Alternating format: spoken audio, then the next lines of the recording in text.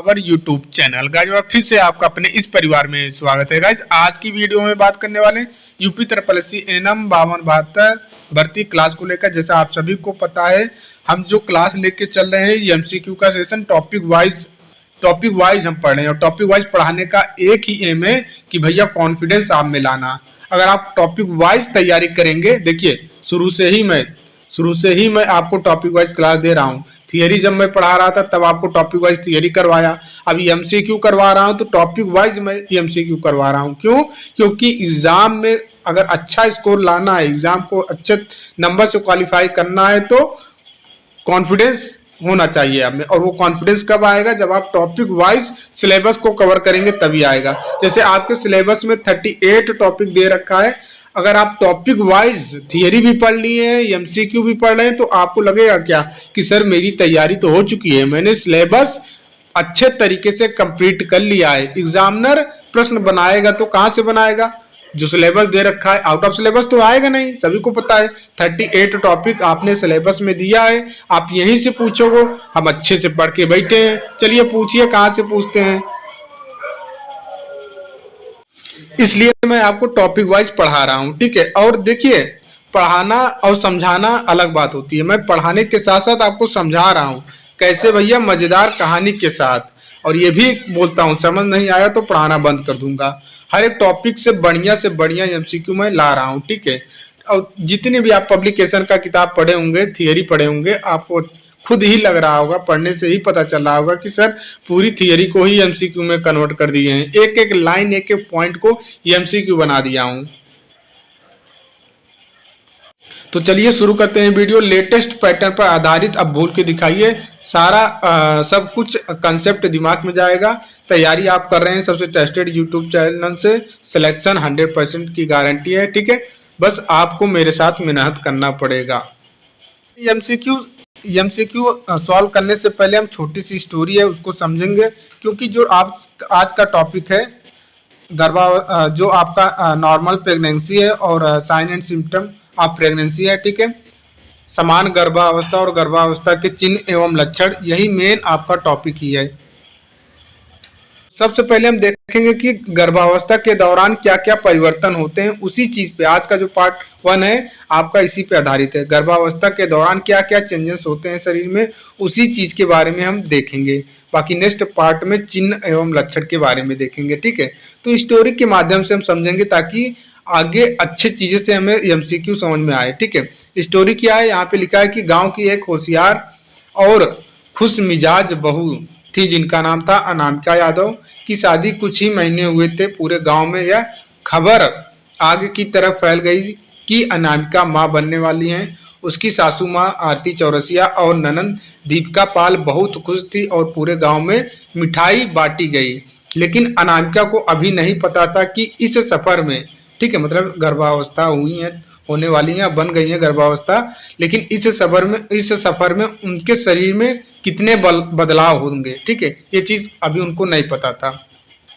तो पहला इनाम क्या है? भूख और मुंह में बदलाव, ठीक है।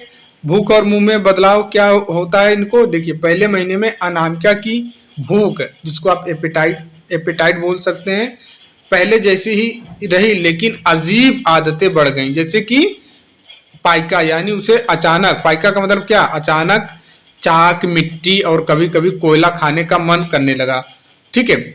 जो अनामिका यादव थी, ठीक है, इनके भूख में तो अपरिवर्तित भूख वैसे ही नॉर्मल ही थी, लेकिन एक चीज इनके ये बदलाव आया, ठीक है, कि इनका इच्छा कहा कि चाक खा लें, मिट्टी खा लें या कोयला खा लें, ये खाने का इच्छा ज्यादा कर रहा था। तो उसी गांव में सविता प्रजापति थी, जो गांव की अनुभवी दाई थी। वो हंसते हुए कहा, अरे बहू, ये तो सबके साथ होता है, मतलब तुम्हारे पास। वो घबरा गई थी कि भैया क्या हो रहा है, हमको चाक खाने का मन कर रहा है, मिट्टी खाने का मन कर रहा है, कोयला खाने का मन कर रहा है। रहता है ना सोन, बोलते हैं सोन आता है गर्भावस्था में, आपने देखा भी होगा, आपने भी, पहले के लोग करते थे गांव में, ठीक है। शहर में हालांकि ये लोग नहीं करते, गांव में अब भी चीजें होती है, ठीक है। घड़ा रहता है, उसी को तोड़ लेते हैं, या खपड़ेल पहले रहता था, खपड़ेल ही मिल जाता था, उसी को फोड़ कर खाते थे। तो ऐसा इनको इच्छा होने लगी तो ये घबरा गई कि यार हम क्या शैतान बन गए हैं क्या, ये खपड़ा मिट्टी और ये सब चीज़ें खाने की इच्छा क्यों हो रही है।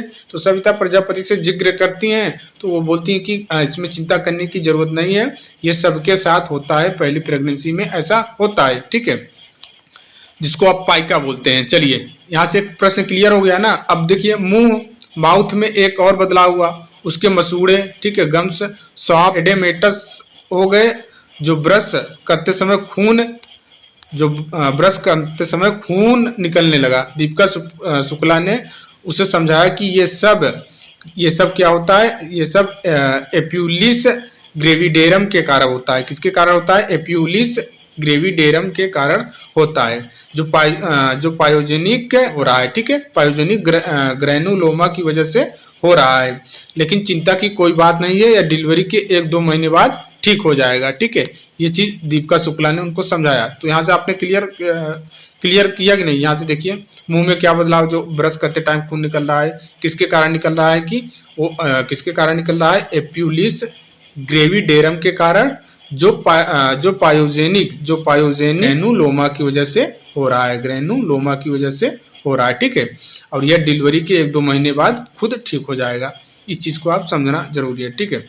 दूसरे पॉइंट में, अब अनामिका का पेट में गड़बड़ महसूस होने लगी, जो प्रोजेस्टेरॉन हार्मोन के कारण टोन और मोटिलिटी कम हो गई। इसके कारण उसे नौजिया, जिसको बोल सकते हैं जी में चलाना या फिर कभी कभी उससे पेट में भारीपन लगता, और गैस्ट्रिक का स्राव कम हो जाता, जिससे खाना ठीक से नहीं पचता था। और छोटी आंत में और बड़ी आंत की गतिविधि धीमी हो गई, जिससे कब्ज होने लगा। अब देखिए मनु उपाध्याय ने सलाह दी कि वो पानी ज़्यादा पिए और हरी सब्जियां खाएं, ठीक है, इस समस्या का समाधान के लिए। लेकिन नई परेशानी यह थी कि देखिए क्या क्या बदलाव हो रहा है, उसी चीज़ को कहानी में बताया जा रहा है। लेकिन नई परेशानी यह थी कि उसके हेमोराइडल वेंस फूल गई, ठीक है, हेमोराइडल वेंस फूल गई और उसे क्या हो गया? हेमोराइड, जिसको आप बोल सकते हैं पाइल्स, ठीक है, बवासीर होने लगे। अब आराधना वर्मा ने कहा कि ये तो हर माँ बनने वाले बहू के साथ होता है, तू चिंता मत कर। वहां पे भी अनामिका यादव को अब आराधना वर्मा ने समझाया। अब देखिए पित्ताशय और यकृत में बदलाव। अब पित्ताशय और यकृत में क्या चेंजेस होता है? अब अनामिका के शरीर में गॉल ब्लैडर पित्ताशय खाली होने में ज्यादा समय लेने लगा। लीवर में एल्बुमिन, ठीक, एल्बुमिन की मात्रा कम होने लगी। सीरम लिपिड, ठीक है, सीरम लिपिड और हार्मोन बाइंडिंग प्रोटीन्स बढ़ने लगे। अनामिका यादव को कुछ समझ नहीं आया, लेकिन डॉक्टर ने बताया कि यह सब नॉर्मल है, ठीक है। अब देखिए श्वसन तंत्र में बदलाव होता है। अब अनामिका को कभी कभी अचानक सांस फूलने लगती थी। डॉक्टर ने बताया कि ये नेजोफेरिंक्स में रक्त संचार बढ़ गया है, जिससे एपिस्टैक्सिस नाक, जिसको आप बोल सकते हैं नाक से खून आना होने की संभावना रहती है। इसके अलावा चेस्ट सर्कमफेरेंस में भी 5 से 7 सेंटीमीटर की वृद्धि हो गई है। डायाफ्राम भी 4 सेंटीमीटर ऊपर उठ गया, ठीक है। टाइडल वॉल्यूम भी 40% तक बढ़ गया। देखिए अब कुछ त्वचा में बदलाव होते हैं। त्वचा में बदलाव क्या हुआ? त्वचा में बदलाव हुआ कि अब उसकी त्वचा में कई बदलाव दिखने लगे।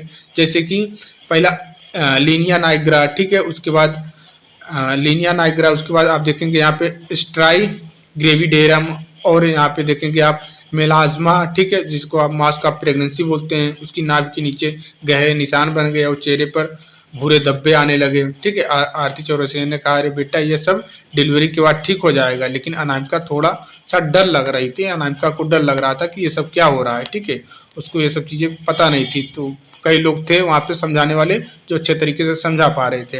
अब उसकी ब्रेस्ट स्तन का आकार बढ़ने लगा, ठीक है, निप्पल्स गहरे रंग हो गए, उनके चारों ओर मांटोगोमेरीज भी निकलने लगे, जो गर्भावस्था का एक महत्वपूर्ण संकेतक था। अब देखिए उत्सर्जन तंत्र और परिसंचरण तंत्र में भी बदलाव हो गए, ठीक है। यूरिनरी और कार्डियोवास्कुलर सिस्टम में चेंजेस होने लगे। अब अनामिका को बार बार पेशाब आने लगा, जिसे क्या बोलते हैं? फ्रीक्वेंसी ऑफ मैक्चुरेशन कहते हैं। उनकी किडनी में गुर्दे का आकार बढ़ गया, ठीक है, और ग्लोमेरुलर फिल्ट्रेशन रेट भी 50% तक बढ़ गई। लेकिन इसका नुकसान था कि अब यूटीआई होने की संभावना ज्यादा थी। ठीक है, अब देखिए आखिरी आखिरी में रक्त और हृदय में बदलाव क्या हुआ, आखिरी में रक्त और हृदय में क्या बदलाव हुआ। अब अनामिका को ब्लड वॉल्यूम, रक्त की मात्रा, प्लाज्मा वॉल्यूम में भी 50% की वृद्धि हो गई है, लेकिन एचबी की मात्रा में कमी आने लगी, जिससे उसे हल्की कमजोरी महसूस होने लगी। डॉक्टर ने उसे आयरन या फिर फोलिक एसिड की गोलियां लेने को कहा। ठीक है, तो अंत में 9 महीने की इनामी यात्रा के बाद अनामिका ने एक प्यारी सी बच्ची को जन्म दिया। सभी गांव वाले ने इसे इनामी यात्रा का जश्न मनाया। सविता प्रजापति ने हंसते हुए कहा, देखा बहू, माँ बनने के इनाम कितने सारे होते हैं। ठीक है, इस तरह से गर्भावस्था के दौरान शरीर में बहुत से बदलाव होते हैं जो हर माँ बनने वाली स्त्री को समझना चाहिए। यह कहानी उन्हीं बदलावों को देसी अंदाज में समझाने के लिए थी। ठीक है, एमसीक्यू लगाते हैं। पहला एमसीक्यू आपके सामने दिखाई दे रहा है जो आपने स्टोरी में पढ़ा है। पाइका विकास से संबंधित निम्नलिखित कथनों में से कौन सा सही नहीं है। गर्भावस्था के दौरान, ध्यान देना है, अभी स्टोरी में आपने देखा ना कि गर्भावस्था के दौरान पाइका विकास से संबंधित निम्नलिखित कथनों में से कौन सा सही नहीं है। यह विकार केवल शहरी क्षेत्रों में पाया जाता है। ठीक है, ग्रामीण क्षेत्रों में महिलाएं चौक या मिट्टी खाना पसंद करती हैं। या गर्भावस्था के दौरान असमान रूप से भूख बढ़ने का संकेत हो सकता है। या समान गर्भावस्था के दौरान देखे जाने वाला एक आम विकार है। तो इसका करेक्ट उत्तर क्या होगा। ये मेरा अगर स्टार्टिंग से वीडियो देख रहे हैं, एक छोटी सी हमने ट्रिक बता के रखा है। जिन ऑप्शन में केवल वर्ड दिख जाता है वो मैक्सिमम गलत ही करता है। ठीक है, तो इसका राइट उत्तर हो जाएगा ऑप्शन नंबर ए, केवल शहरी क्षेत्रों में पाया जाता है, यही आपका गलत हो जाएगा। बाकी भैया ग्रामीण क्षेत्रों में महिलाएं चौक या मिट्टी खाना पसंद करती हैं, ये हमने आपको थियरी में स्टोरी में बता के रखा है। और यह गर्भावस्था के दौरान असमान रूप से भूख बढ़ने का भी संकेत हो सकता है। और यह समान गर्भावस्था के दौरान देखे जाने वाला एक आम विकार है। ठीक है, कोई नॉर्मल ही है, कोई भारी समस्या नहीं है। ठीक है, कहने का मतलब ये है। व्याख्या आप पढ़ सकते हैं। पाइका एक ऐसी अवस्था है जिसमें गर्भवती महिलाएं चौक, मिट्टी, बर्फ या अन्य अजीब पदार्थ खाने की इच्छा रखती हैं। यह पोषण की कमी से, विशेष रूप से आयरन और जिंक की कमी से जुड़ा हो सकता है। इंपॉर्टेंट है। ठीक है, यहाँ से इंपॉर्टेंट है, इच्छा रखती हैं या पोषण की कमी से, विशेष रूप से आयरन और जिंक की कमी से जुड़ा हो सकता है। ग्रामीण क्षेत्रों में अधिक आम है, लेकिन शहरी क्षेत्रों में भी हो सकता है। ठीक है, पॉसिबल है, ऐसा नहीं है कि नहीं हो सकता है। ठीक है, चलिए, क्योंकि भैया बनाने वाले ने सबको एक ही बनाया है। ठीक है, ये नहीं कि उसने कोई नहीं, ये ऊपर वाले ने जब इंसान बनाया है तो ये देख के नहीं बनाया है कि इसको हम शहर में भेजेंगे, इसमें अलग गुण रखें, इसमें अलग गुण रखें, नहीं, सबको एक समान बनाया है। वही 2 हाथ, वही 2 पैर, ठीक है, वही 2 कान, ठीक है, वही 2 आँख, वही 1 नाक, ये सब चीज़ें देख के बनाया गया है। वो तो आप आने के बाद लोग, कुछ लोग चले जाते हैं शहर, कुछ लोग राजा, कुछ लोग फकीर, कुछ लोग क्या क्या बन जाते हैं। ठीक है, देखिए नेक्स्ट प्रश्न है कि गर्भावस्था के दौरान, ठीक है, अभी ऊपर हमने आपको ये भी बताया था, गर्भावस्था के दौरान एप्यूलिस ग्रेविडेरम की विशेषता क्या है। एप्यूलिस ग्रेविडेरम की विशेषता क्या है। ठीक है, आपके पास ऑप्शंस हैं। यह एक स्थायी विकृत है जो प्रसव के बाद भी बनी रहती है। तो स्थायी विकृत बोला है इन्होंने। ठीक है, नहीं भैया स्थायी विकृत नहीं है। वहाँ पे जब अनामिका यादव परेशान थी, है क्या हो गया, मुझे ब्रश करते टाइम खून आ रहा है मेरे मुंह से, ये क्या दिक्कत है, तो वहाँ पे उनको समझाया गया था, नहीं यार ये बस ऐसा होता ही जो आपका डिलीवरी प्रसव होने के बाद 1-2 वीक में सही हो जाएगा, कोई भारी समस्या नहीं है। स्थायी विकृति तो नहीं बोल सकते हैं।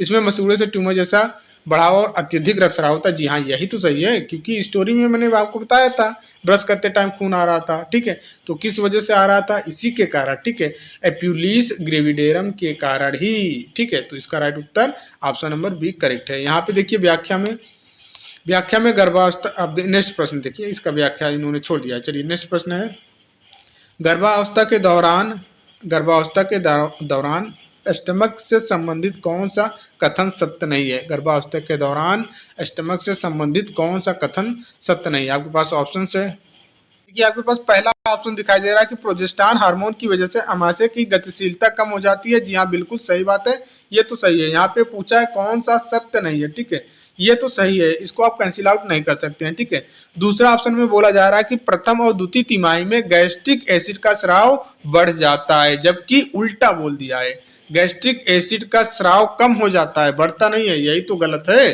ठीक है, स्टमक से संबंधित कौन सा कथन सत्य नहीं है, कौन सा गलत है कहने का मतलब, तो यही सत्य नहीं है। गैस्ट्रिक एसिड का स्राव बढ़ता नहीं है, कम होता है, जिससे एसिडिटी बनती है, ठीक है, कब्ज बनते हैं, ये सारी समस्याएं होने लगती है, ठीक है। इसका राइट उत्तर ऑप्शन नंबर बी है। बाकी गैस्ट्रिक म्यूकस का स्राव बढ़ जाता है, ये कहना सही है गर्भावस्था के दौरान। और भी एक सेकेंड, ठीक है, बाकी आपका देखिए ऑप्शन नंबर डी भी राइट है, गर्भावस्था के दौरान एसीटोन भी कम हो जाती है, ठीक है। चलिए यहाँ पे व्याख्या आप पढ़ सकते हैं। गर्भावस्था के प्रथम और द्वितीय तिमाही में गैस्ट्रिक एसिड का स्राव कम होता है, ना कि बढ़ता है, ठीक है। यहाँ पे लिखा है ना, गैस्ट्रिक एसिड का स्राव कम होता है, स्राव कम होता है, लेकिन तृतीय तिमाही में इसका स्राव बढ़ जाता है, तृतीय तिमाही में बढ़ जाता है, ठीक है।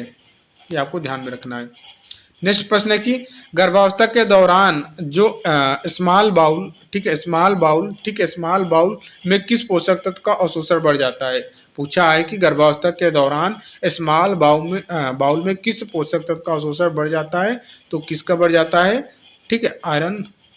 इसका राइट उत्तर क्या हो जाएगा, iron. Option number C correct है। गर्भावस्था के दौरान शरीर में रक्त की बढ़ी हुई आवश्यकता के कारण आयरन का अवशोषण बढ़ जाता है, किसके कारण भैया, किसके कारण, गर्भावस्था के दौरान शरीर में रक्त की बढ़ी हुई आवश्यकता के कारण आयरन का अवशोषण बढ़ जाता है, ताकि भ्रूण के विकास के लिए पर्याप्त मात्रा में हेमोग्लोबिन का उत्पादन हो सके, ठीक है। इसलिए आयरन की मात्रा ज़्यादा चाहिए होता है, ठीक है।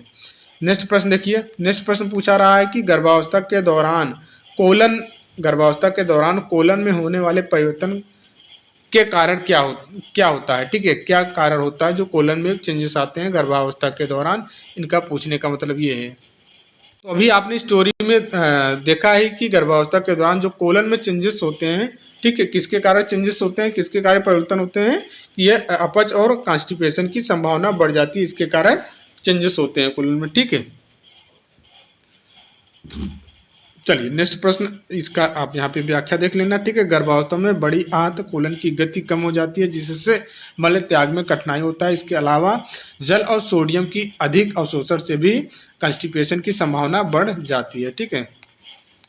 देखिए नेक्स्ट प्रश्न है कि यहाँ पे नेक्स्ट प्रश्न पूछ रहा है कि गर्भावस्था के दौरान हेमोराइड्स के विकास का मुख्य कारण क्या है, तो इसका क्या कारण है, मैंने आपको बताया है कहानी में कि क्या रहता है, हेमोराइडल वेंस का फूलना, ठीक है, ये मैंने आपको बता के रखा है।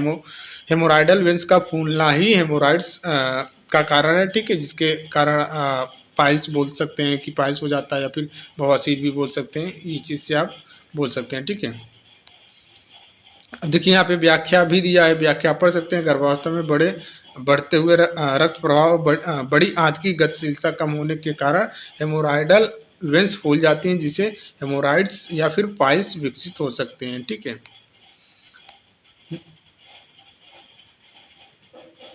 देखिए यहाँ पे प्रश्न भूल डायरेक्ट उत्तर लिखा गया है, ऑप्शंस नहीं है। गर्भावस्था के दौरान भोजन नली में सबसे अधिक प्रभावित होने वाली संरचना कौन सी है, ठीक है, यहाँ पे ऑप्शन देना चाहिए, बाकी डायरेक्ट उत्तर लिख दिया है, कोई बात नहीं है, ठीक है। आप ये व्याख्या पढ़ लेना। गर्भावस्था में कोलन की गतिशीलता कम हो जाती है, जिससे, अच्छा वही चीज़ है यार, ऊपर का चीज़ है, ठीक है, चलिए कोई बात नहीं है। नेक्स्ट प्रश्न हम देखेंगे। यहाँ पे अरे यार ऑप्शंस कहाँ गए पूरे, व्याख्या है इसमें भी,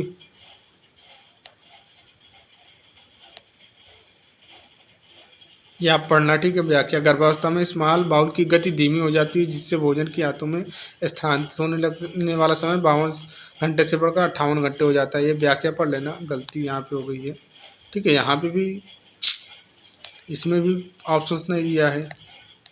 तो कितने प्रश्न है यार, चलिए छोड़िए, जाने दीजिए, यहाँ से देखते हैं। गर्भावस्था के दौरान बढ़ा हुआ एल्डोस्टेरोन स्तर का अवशोषण बढ़ाता है, ठीक है, क्या बढ़ाता है, जल और सोडियम, ठीक है। ऑप्शन नंबर बी करेक्ट है, ऑप्शन नंबर बी करेक्ट है इसका। यहाँ पे देखिए व्याख्या में लिखा है क्या, गर्भावस्था में एल्डोस्टेरोन हार्मोन का स्तर बढ़ने से सोडियम और जल का पुनः अवशोषण बढ़ जाता है। इससे शरीर में तरल पदार्थ की मात्रा बढ़ती है, जो भ्रूण के विकास के लिए आवश्यक होता है, ठीक है। नेक्स्ट प्रश्न आप देखेंगे, गर्भावस्था के दौरान गैस्ट्रिक एसिड का स्राव कब अधिकतम होता है, तो कब अधिकतम होता है, इसका करेक्ट उत्तर बताइए। इसका राइट उत्तर हो जाएगा ऑप्शन नंबर सी, तृतीय तिमाही में गर्भावस्था के दौरान गैस्ट्रिक एसिड का स्राव अधिकतम होता है। अभी ऊपर हमने आपको बताया, ठीक है, प्रथम और द्वितीय तिमाही में कम होता है, लेकिन जैसे तृतीय तिमाही होता है इसमें अधिक हो जाता है, ठीक है। ये चीज़ मैं आपको ऊपर वाले प्रश्न में बता दिया हूँ, ठीक है। यहाँ पे व्याख्या में भी लिखा है गर्भावस्था के प्रथम और द्वितीय तिमाही में गैस्ट्रिक एसिड का स्राव कम होता है, लेकिन तृतीय तिमाही लगते ही यह बढ़ जाता है, जिसको क्या बोल सकते हैं आप, गैस्ट्रिक रिफ्लक्स की संभावना बढ़ जाती है। गैस्ट्रिक रिफ्लक्स आप बोल सकते हैं, इसकी संभावना बढ़ जाती है। क्लियर। नेक्स्ट प्रश्न पूछा जा रहा है कि गर्भावस्था के दौरान माउथ में होने वाले परिवर्तन से संबंधित निम्नलिखित में से कौन सा कथन गलत है। कौन सा कथन गलत है, आइए पता लगाते हैं। यहाँ पे देखेंगे कि भैया पहला ऑप्शन तो बिल्कुल सही बोल रहा है कि सलाइवा का उत्पादन समान रहता है, ठीक है। ऊपर स्टोरी में हमने भी देखा गम्स नरम और एडेमेटस हो जाते हैं, ठीक है, ये भी सही है। ब्रश करने पर मसूड़ों में रसराव हो जाता है, ये भी सही है। गर्भावस्था में सलाइवा का उत्पादन अधिक हो जाता है, ये कहना गलत है, ठीक है। सलाइवा का उत्पादन नॉर्मल ही रहता है, या फिर समान बोल सकते हो, अधिक नहीं होता है, ठीक है, अधिक नहीं होता है। ऑप्शन नंबर डी कहना गलत है, ठीक है। गर्भावस्था के दौरान सलाइवा का उत्पादन समान रहता है, लेकिन गम्स नरम और एडेमेटस हो जाते हैं, जिससे ब्रश करने पर मसूड़े में रक्तस्राव होने की संभावना बढ़ जाती है, ठीक है। ध्यान देना है, गम्स नरम, ठीक है, या फिर एडेमेटस हो जाते हैं, जिससे ब्रश करने पर मसूड़े में रक्तस्राव होने की संभावना बढ़ जाती है। क्लियर। नेक्स्ट प्रश्न आपके सामने है, गर्भावस्था के दौरान गैस्ट्रिक म्यूकस का स्राव क्यों बढ़ जाता है। लीजिए अब, गैस्ट्रिक म्यूकस के स्राव क्यों बढ़ जाता है, ये पूछ लिया है। अब बताइए। ये बहुत ही आसान प्रश्न है, सभी को पता है, प्रोजेस्टेरॉन हार्मोन के कारण, ठीक है। ऑप्शन नंबर 1 करेक्ट है। व्याख्या में बाकी आप देख सकते हैं, व्याख्या में लिखा है कि गर्भावस्था के दौरान प्रोजेस्टेरॉन हार्मोन की उपस्थिति के कारण गैस्ट्रिक म्यूकस का स्राव बढ़ जाता है, जिससे पेट की आंतरिक परत को सुरक्षा मिलती है। ओके, पेट की आंतरिक सुरक्षा मिलती है, इसलिए गैस्ट्रिक म्यूकस बढ़ जाता है, ठीक है। एक सेकंड, आपको उत्तर डायरेक्ट दिख जाता है यार। चलिए नेक्स्ट प्रश्न बताइए, गर्भावस्था के दौरान स्फिंक्टर्स की टोन कम होने का मुख्य कारण क्या है, बताइए। स्फिंक्टर्स की टोन कम होने का क्या कारण है, मुख्य कारण क्या है, ठीक है, बताइए। तो क्या कारण है इसका राइट उत्तर हो जाएगा बढ़ा हुआ प्रोजेस्टेरॉन स्तर के कारण, ठीक है। गर्भावस्था के दौरान प्रोजेस्टेरॉन हार्मोन की उपस्थिति के कारण स्फिंक्टर्स की टोन कम हो जाती है, जिससे गैस्ट्रिक रिफ्लक्स और हार्टबर्न की समस्या उत्पन्न हो जाता है। हार्टबर्न मतलब सीने में जलन, ठीक है, सीने में जलन होता है, उसी को हार्टबर्न आप बोल सकते हो। नॉर्मल आप पेंटाप डीएसआर भी खा लेंगे तो सही हो जाता है हार्टबर्न, कोई बड़ा इशू नहीं है। पेंटाप डीएसआर डोन पेरिडोन जिसमें रहता है ना, पेंटाप डी आप जानते भी होंगे, सुने होंगे कैप्सूल पेंटाप, रेम्प्रा डीएसआर, पेंटाप डीएसआर, ओम्प्राजोल से नहीं, जिसमें डोम पोरिडोन पाया जाता है, जो पेंटाप डी में रहता है, पेंटाप 40, पेंटाडेनम, ऐसे करके कई नाम से आती हैं दवाइयाँ, ठीक है, गैस्ट्रिक का। देखिए गर्भावस्था के दौरान बड़ी आंत कोलन में सोडियम अवशोषण में कितनी वृद्धि होती है, तो 45%, याद रखना आपको, ठीक है। गर्भावस्था के दौरान बड़ी आंत कोलन में सोडियम का अवशोषण लगभग 45% बढ़ जाता है, जो शरीर में तरल संतुलन बनाए रखने और भ्रूण के विकास में मदद करता है। नेक्स्ट प्रश्न है आपके पास, नेक्स्ट प्रश्न है कि गर्भावस्था के दौरान एपेटाइट में किस प्रकार परिवर्तन देखा जाता है, ठीक है। गर्भावस्था के दौरान एपेटाइट में किस प्रकार का परिवर्तन देखा जाता है, तो किस प्रकार का परिवर्तन देखा जाता है, ऊपर आपने थियरी में पढ़ा है कि यह समान रहता है, लेकिन कुछ महिलाओं में पाइका विकसित हो सकता है। पाइका का मतलब बता ही चुके हैं, ठीक है। मिट्टी के बर्तन, जैसे मिट्टी के बर्तन हुआ, या फिर खपरेल हुआ, मिट्टी का घड़ा हुआ, ये सब चीज़ें, या फिर कोयला हुआ, ये सब चीज़ खाने की इच्छा होती है, उसी को हम पाइका बोलते हैं, ठीक है। गर्भावस्था के दौरान ये जब खाने की इच्छा होती है। गर्भावस्था के दौरान एपेटाइट समान रहता है, लेकिन कुछ महिलाओं में पाइका विकार विकसित हो सकता है, जिसमें वे चौक, मिट्टी या बर्फ जैसी असामान्य चीज़ें खाती हैं, ठीक है। नेक्स्ट प्रश्न देखिए, गर्भावस्था में ध्यान देना है, एप्यूलिस ग्रेविडेरम या फिर पाइजोनिक ग्रैनुलोमा किस अंग को प्रभावित करते हैं। पाइजोनिक ग्रैनुलोमा किस अंग को प्रभावित करते हैं, बताइए, किस अंग को प्रभावित करते हैं। ऊपर स्टोरी में आपने देखा ये गम्स को प्रभावित करते हैं, ऑप्शन नंबर बी करेक्ट है, ठीक है। एप्यूलिस ग्रेविडेरम या फिर पाइजोनिक ग्रैनुलोमा गम्स को प्रभावित करते हैं, ऑप्शन नंबर बी करेक्ट है, ठीक है। ये व्याख्या आप पढ़ लेना, ठीक है। व्याख्या में लिखा है एप्यूलिस ग्रेविडेरम या फिर पाइजोनिक ग्रैनुलोमा मसूड़ों गम्स में होने वाली सूजन होती है। क्या होती है, मसूड़े में गम्स होने वाली सूजन होती है। यह एक प्रकार का ट्यूमर्स या फिर जिंजिवाइटिस है, जिसमें अत्यधिक रक्तस्राव हो सकता है। यह स्थिति प्रसव के 1-2 महीने के बाद स्वतः ठीक हो जाता है। ठीक है, इस चीज़ को आपको ध्यान में रखना है। नेक्स्ट प्रश्न है आपके सामने, गर्भावस्था में आयरन के अवशोषण में वृद्धि किस कारण से होती है? ठीक है, किस कारण से होती है बताइए। इसका करेक्ट उत्तर बताइए। गर्भावस्था में आयरन के अवशोषण में वृद्धि किस कारण होती है? तो इसका राइट उत्तर हो जाएगा कि स्मॉल बाउल में भोजन की अधिक समय तक रहने के कारण। ऑप्शन नंबर सी करेक्ट है। ठीक है, ये देखिए ऑप्शन नंबर सी करेक्ट है। गर्भावस्था के दौरान स्मॉल बाउल की गतिशीलता कम हो जाती है, जिससे भोजन अधिक समय तक आंतों में रहता है। ठीक है, इसकी गति स्मॉल बाउल, ठीक है, स्मॉल बाउल की गतिशीलता कम होती है और इसकी गतिशीलता कम होने के कारण जो भोजन है ये अधिक समय तक आंतों में रहता है। इससे क्या होता है, आयरन का अवशोषण बढ़ जाता है, जिससे भ्रूण के विकास में सहायता मिलती है। क्लियर। नेक्स्ट प्रश्न देखिए, गर्भावस्था के दौरान बढ़े हुए हेमोराइडल वेन्स किस समस्या का जन्म देते हैं? बताइए क्या उत्तर हो जाएगा इसको। हेमोराइडल वेन्स, बढ़े हुए हेमोराइडल वेन्स किस समस्या को जन्म देते हैं? तो किस समस्या को जन्म देते हैं ऊपर हमने आपको बताया है। ठीक है, एक ही प्रश्न कई लैंग्वेज में घुमा फिरा के आ रहा है, तो उसका उत्तर हमने आपको बता ही रखा है पाइल्स से। यहाँ पे आप देख सकते हो, व्याख्या भी पढ़ सकते हो। कॉन्स्टिपेशन इंक्रीज हो जाता है, एब्डोमिनल प्रेशर इंक्रीज हो जाता है। ठीक है, जिसके कारण पाइल्स हो जाती है। यहाँ पे व्याख्या में आप देख सकते हो ना, हेमोराइडल वेन्स फूल जाती है, जिससे पाइल्स या फिर हेमोराइड्स की समस्या उत्पन्न हो जाती है। मुख्यतः कॉन्स्टिपेशन इंक्रीज या फिर एब्डोमिनल प्रेशर के इंक्रीज होने के कारण होता है। क्लियर। नेक्स्ट प्रश्न है कि गर्भावस्था के दौरान कोलन में जल के अवशोषण में कितने प्रतिशत वृद्धि है? ये तो हो ही चुका है 60%।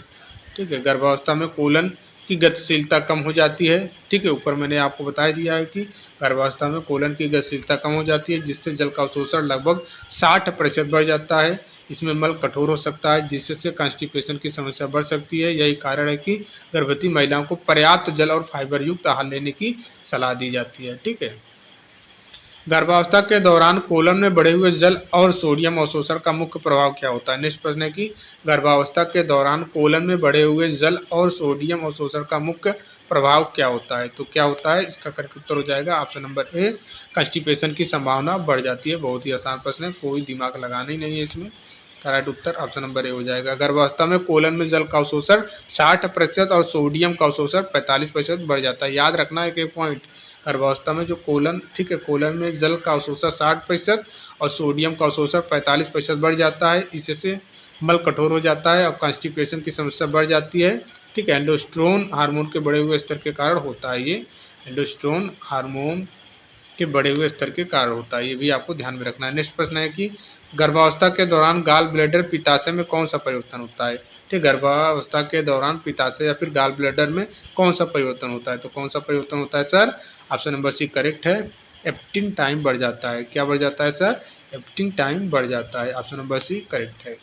चलिए व्याख्या देखिए, गर्भावस्था में प्रोजेस्टेरॉन हार्मोन के प्रभाव के कारण गाल ब्लैडर में पित्ताशय की खाली होने की गति, एप्टिंग टाइम बढ़ जाती है। इसके साथ ही फास्टिंग रेजिडुअल वॉल्यूम भी बढ़ जाती है, जिससे गाल स्टोन, जिसको आप बोल सकते हैं पथरी, पित्त पथरी बनने की संभावना बढ़ जाती है। क्लियर। एक एक चीज़ इंपॉर्टेंट है, यहाँ से पढ़ लेना। व्याख्या में बहुत सारा चीज़ बताया है। गर्भावस्था में प्रोजेस्टेरॉन हार्मोन के प्रभाव के कारण गाल ब्लैडर पित्ताशय की खाली होने की गति, एप्टिंग टाइम बढ़ जाती है। इसके साथ ही फास्टिंग एंड रेजिडुअल वॉल्यूम, ठीक है, फास्टिंग एंड रेजिडुअल वॉल्यूम भी बढ़ जाती है, जिससे गाल स्टोन या फिर पित्त की थैली बनने की संभावना बढ़ जाती है। गर्भावस्था के दौरान लीवर यकृत में कौन सा परिवर्तन होता है? ठीक है, आप बताइए। गर्भावस्था के दौरान लीवर या फिर यकृत में कौन सा परिवर्तन होता है? इसका उत्तर जाहिर सी बात है, ये लिपिड और सीरम स्तर बढ़ जाता है। ऑप्शन नंबर डी करेक्ट है। ठीक है, देखिए गर्भावस्था में लीवर का आकार और परिसंचरण सर्कुलेशन समान रहता है, साइज नहीं बढ़ता है। ये नहीं बोलना कि साइज बढ़ जाएगा, ये चीज़ें वो नहीं, लीवर का साइज समान ही रहता है। ठीक है, आकार, परिसंचरण, सर्कुलेशन भी समान रहता है, लेकिन एल्बुमिन का स्तर कम हो जाता है। एल्बुमिन का स्तर कम हो जाता है, जो गामा ग्लोब्यूलिन्स और सीरम लिपिड्स हैं। ठीक है, ये हार्मोन बाइंडिंग प्रोटीन का स्तर बढ़ा देते हैं। ठीक है, ये हार्मोन बाइंडिंग प्रोटीन का स्तर बढ़ा देते हैं, बढ़ जाता है। ठीक है, क्या मैंने आपको बोला, गर्भावस्था में लीवर का आकार या फिर सर्कुलेशन समान रहता है, लेकिन एल्ब्यूमिन का स्तर कम हो जाता है। ठीक है, एल्ब्यूमिन का स्तर कम हो जाता है और गामा, ठीक है, गामा ग्लोब्यूलिन्स, सीरम लिपिड और हार्मोन बाइंडिंग प्रोटीन का स्तर बढ़ जाता है। क्लियर। गर्भावस्था में मॉर्निंग सिकनेस आमतौर पर कितने सप्ताह में शुरू होता है? तो कितने सप्ताह में शुरू होता है सर? ऑप्शन नंबर इसका करेक्ट हो जाएगा 4 से 8 सप्ताह में। ठीक है, मॉर्निंग सिकनेस लगभग 4 से 8 सप्ताह पर शुरू होता है और 14 से लेकर 16 सप्ताह तक समाप्त हो जाता है। इंपॉर्टेंट है, याद करके रखना और याद भी होगा, बहुत ही आसान प्रश्न है। मॉर्निंग सिकनेस, ठीक है, मॉर्निंग जनरली आप ऐसे याद करना कि 4 बजे उठ जाना है। ठीक है, सुबह 4 बजे उठ जाना है और 8 बजे सो जाना है। ठीक है, रात को 8 बजे सो जाना है, सुबह 4 बजे उठ जाना है। इतना याद करके आप समझ सकते हो मॉर्निंग सिकनेस। मॉर्निंग में 4 बजे उठते हो ना, 5 बजे नहीं, 4 बजे उठना होता है और 8 बजे सो जाना होता है रात को। ठीक है, और इसका समाप्ति 14 से 16 सप्ताह में समाप्त हो जाती है। इसका मुख्य कारण अभी तक स्पष्ट नहीं है, लेकिन इसे HCG हार्मोन के उच्च स्तर और स्टमक अमाशय की घटती गतिशीलता से जोड़ा जाता है। ठीक है, तो मॉर्निंग सिकनेस का अभी तक मुख्य कारण नहीं स्पष्ट हो पाया है, लेकिन आपकी भर्ती परीक्षा में आ जाएगा तो आपको यही लगाना है कि HCG हार्मोन के उच्च स्तर और स्टमक की घटती गतिशीलता से जोड़ा जाता है। ठीक है, गर्भावस्था में अत्यधिक और गंभीर वोमिटिंग वमन की स्थिति को क्या कहा जाता है? ठीक है, तो क्या कहा जाता है सर? तो सर क्या कहा जाता है? इसको कहा जाता है हाइपर एमेसिस और ग्रेविडेरम। ठीक है, गर्भावस्था में अत्यधिक गंभीर वोमिटिंग और वमन की स्थिति को हाइपर एमेसिस या फिर हाइपर एमेसिस ग्रेविडेरम कहा जाता है। ठीक है, ऑप्शन नंबर ए करेक्ट है। याद कर लेना, ठीक है, रटना, इसमें कुछ समझाने की जरूरत नहीं है। ठीक है, हाइपर एमेसिस या फिर ग्रेविडेरम एक गंभीर स्थिति है। हाइपर एमेसिस ग्रेविडेरम एक गंभीर स्थिति है जिसमें अत्यधिक और अनियंत्रित वोमिटिंग वमन होती है। इसमें गर्भवती महिला के शरीर में dehydration, electrolyte imbalance, weight loss हो सकता है। क्या क्या हो सकता है सर? मैंने क्या बोला? हाइपर इमेसिस ग्रेविडेरम एक गंभीर स्थिति होती है जिससे अत्यधिक और अनियंत्रित वोमिटिंग वमन होती है। इससे गर्भवती महिला के शरीर में डिहाइड्रेशन, इलेक्ट्रोलाइट इम्बैलेंस और वेट लॉस हो सकता है। चलिए नेक्स्ट प्रश्न इसलिए देखते हैं, थोड़ी देर भूखा प्यासा रह लें और थोड़ी देर धूप में रहें तो चक्कर खा के गिर जाते हैं, यही रीजन रहता है। गर्भावस्था में रिस्पिरेटरी सिस्टम में होने वाले परिवर्तन में कौन सा सही नहीं है? परिवर्तनों में कौन सा सही नहीं है आपको बताना है। बताइए इसका करेक्ट उत्तर क्या हो जाएगा? ठीक है, कौन सा सही नहीं है पूछा है। ठीक है, कौन सा ऐसे एग्जाम में आता है कौन सा सही नहीं है। ठीक है, जल्दबाजी में इसको आप मत पढ़ना कि कौन सा सही, ये नहीं पढ़ते हैं लोग। अगर मैं इसको काट दूं, नहीं काट दूं, अब क्या देखिए बदल जाएगा इसका उत्तर। ठीक है, इसमें आप लगा दोगे ऑप्शन नंबर 1 करेक्ट है। ठीक है, जब ऑप्शन नंबर 1 करेक्ट करके आओगे आपको लगेगा कि हम सही करके आए। पूछा है कि गर्भावस्था में रिस्पिरेटरी सिस्टम में होने वाले परिवर्तनों में कौन सा सही है। अब नहीं मैंने काट दिया यहाँ पे, नहीं आप नहीं पढ़े, भूल गए। ठीक है, केवल इतना पढ़ लिए कौन सा सही है, तो ये सही मार के चले आओगे कि भैया सही। आपने किताब में भी देखा है कि टाइडल वॉल्यूम 40% बढ़ जाता है, हाँ यही तो सही है। बाकी का ऑप्शन हमने चेक नहीं किया, हमको पहले मिल गया उत्तर। अब यहाँ पे गलती हो जाएगा। ठीक है, जबकि पूछा है कि कौन सा सही नहीं है। ठीक है, कौन सा सही नहीं है ये पूछा है। अब देखिए कौन सा सही नहीं है, तो भैया इसमें शोषण दर जो है समान रहता है। ठीक है, इसमें कोई परिवर्तन नहीं रहता, लेकिन ये कह रहा है कि ऑप्शन 50% बढ़ जाती है, तो ये कहना गलत है। ठीक है, बाकी आपका सभी सही है। ठीक है, टाइडल वॉल्यूम भी 40% बढ़ जाता है, ऑक्सीजन उपभोग भी 20% बढ़ जाता है, और जो आपका मिनट वेंटिलेशन है ये भी 40% बढ़ जाता है। ठीक है, गर्भावस्था में रिस्पिरेटरी रेट श्वसन दर अपरिवर्तित रहता है, जबकि टाइडल वॉल्यूम, ये देखिए टाइडल वॉल्यूम 40% तक और ऑक्सीजन उपभोग भी 20% तक और मिनट वेंटिलेशन भी 40% बढ़ जाता है। क्लियर, ये व्याख्या आपको जरूर पढ़ना रहना होता है। ठीक है, गर्भावस्था के दौरान डिस्पीनिया ऑफ प्रेगनेंसी का मुख्य कारण क्या है? ठीक है, प्रश्न पूछ रहा है कि गर्भावस्था के दौरान डिस्पीनिया ऑफ प्रेगनेंसी का मुख्य कारण क्या है? डिस्पीनिया ऑफ प्रेगनेंसी का मुख्य कारण क्या है? तो क्या है, बहुत ही आसान प्रश्न है, इसमें कुछ दिमाग लगाना। ये रिस्पिरेटरी सिस्टम रहता है उसको संवेदनशील बना लेता है, ठीक है। इसका राइट उत्तर क्या होगा, ऑप्शन नंबर 1 करेक्ट है, प्रोजेस्टेरॉन हार्मोन का प्रभाव, ठीक है। प्रोजेस्टेरॉन हार्मोन का प्रभाव के कारण ही जो रेस्पिरेटरी सिस्टम है इसको बहुत ही संवेदनशील बना देता है, जिसके कारण सांस फूलने जैसा होने लगता है, ठीक है, ये फील होने लगता है। इसका करेक्ट उत्तर हो जाएगा प्रोजेस्टेरॉन हार्मोन का प्रभाव, ठीक है। डिस्पेनिया प्रेगनेंसी, देखिए यहाँ पे गर्भावस्था के दौरान डिस्पेनिया ऑफ प्रेगनेंसी का मुख्य कारण प्रोजेस्टेरॉन हार्मोन का प्रभाव होता है। रेस्पिरेटरी, ठीक है, सेंटर को अधिक संवेदनशील बना देता है, जिससे सांस फूलने की समस्या होती है, ठीक है, जैसा भी आपको हम ऊपर बता ही दिए हैं, ठीक है।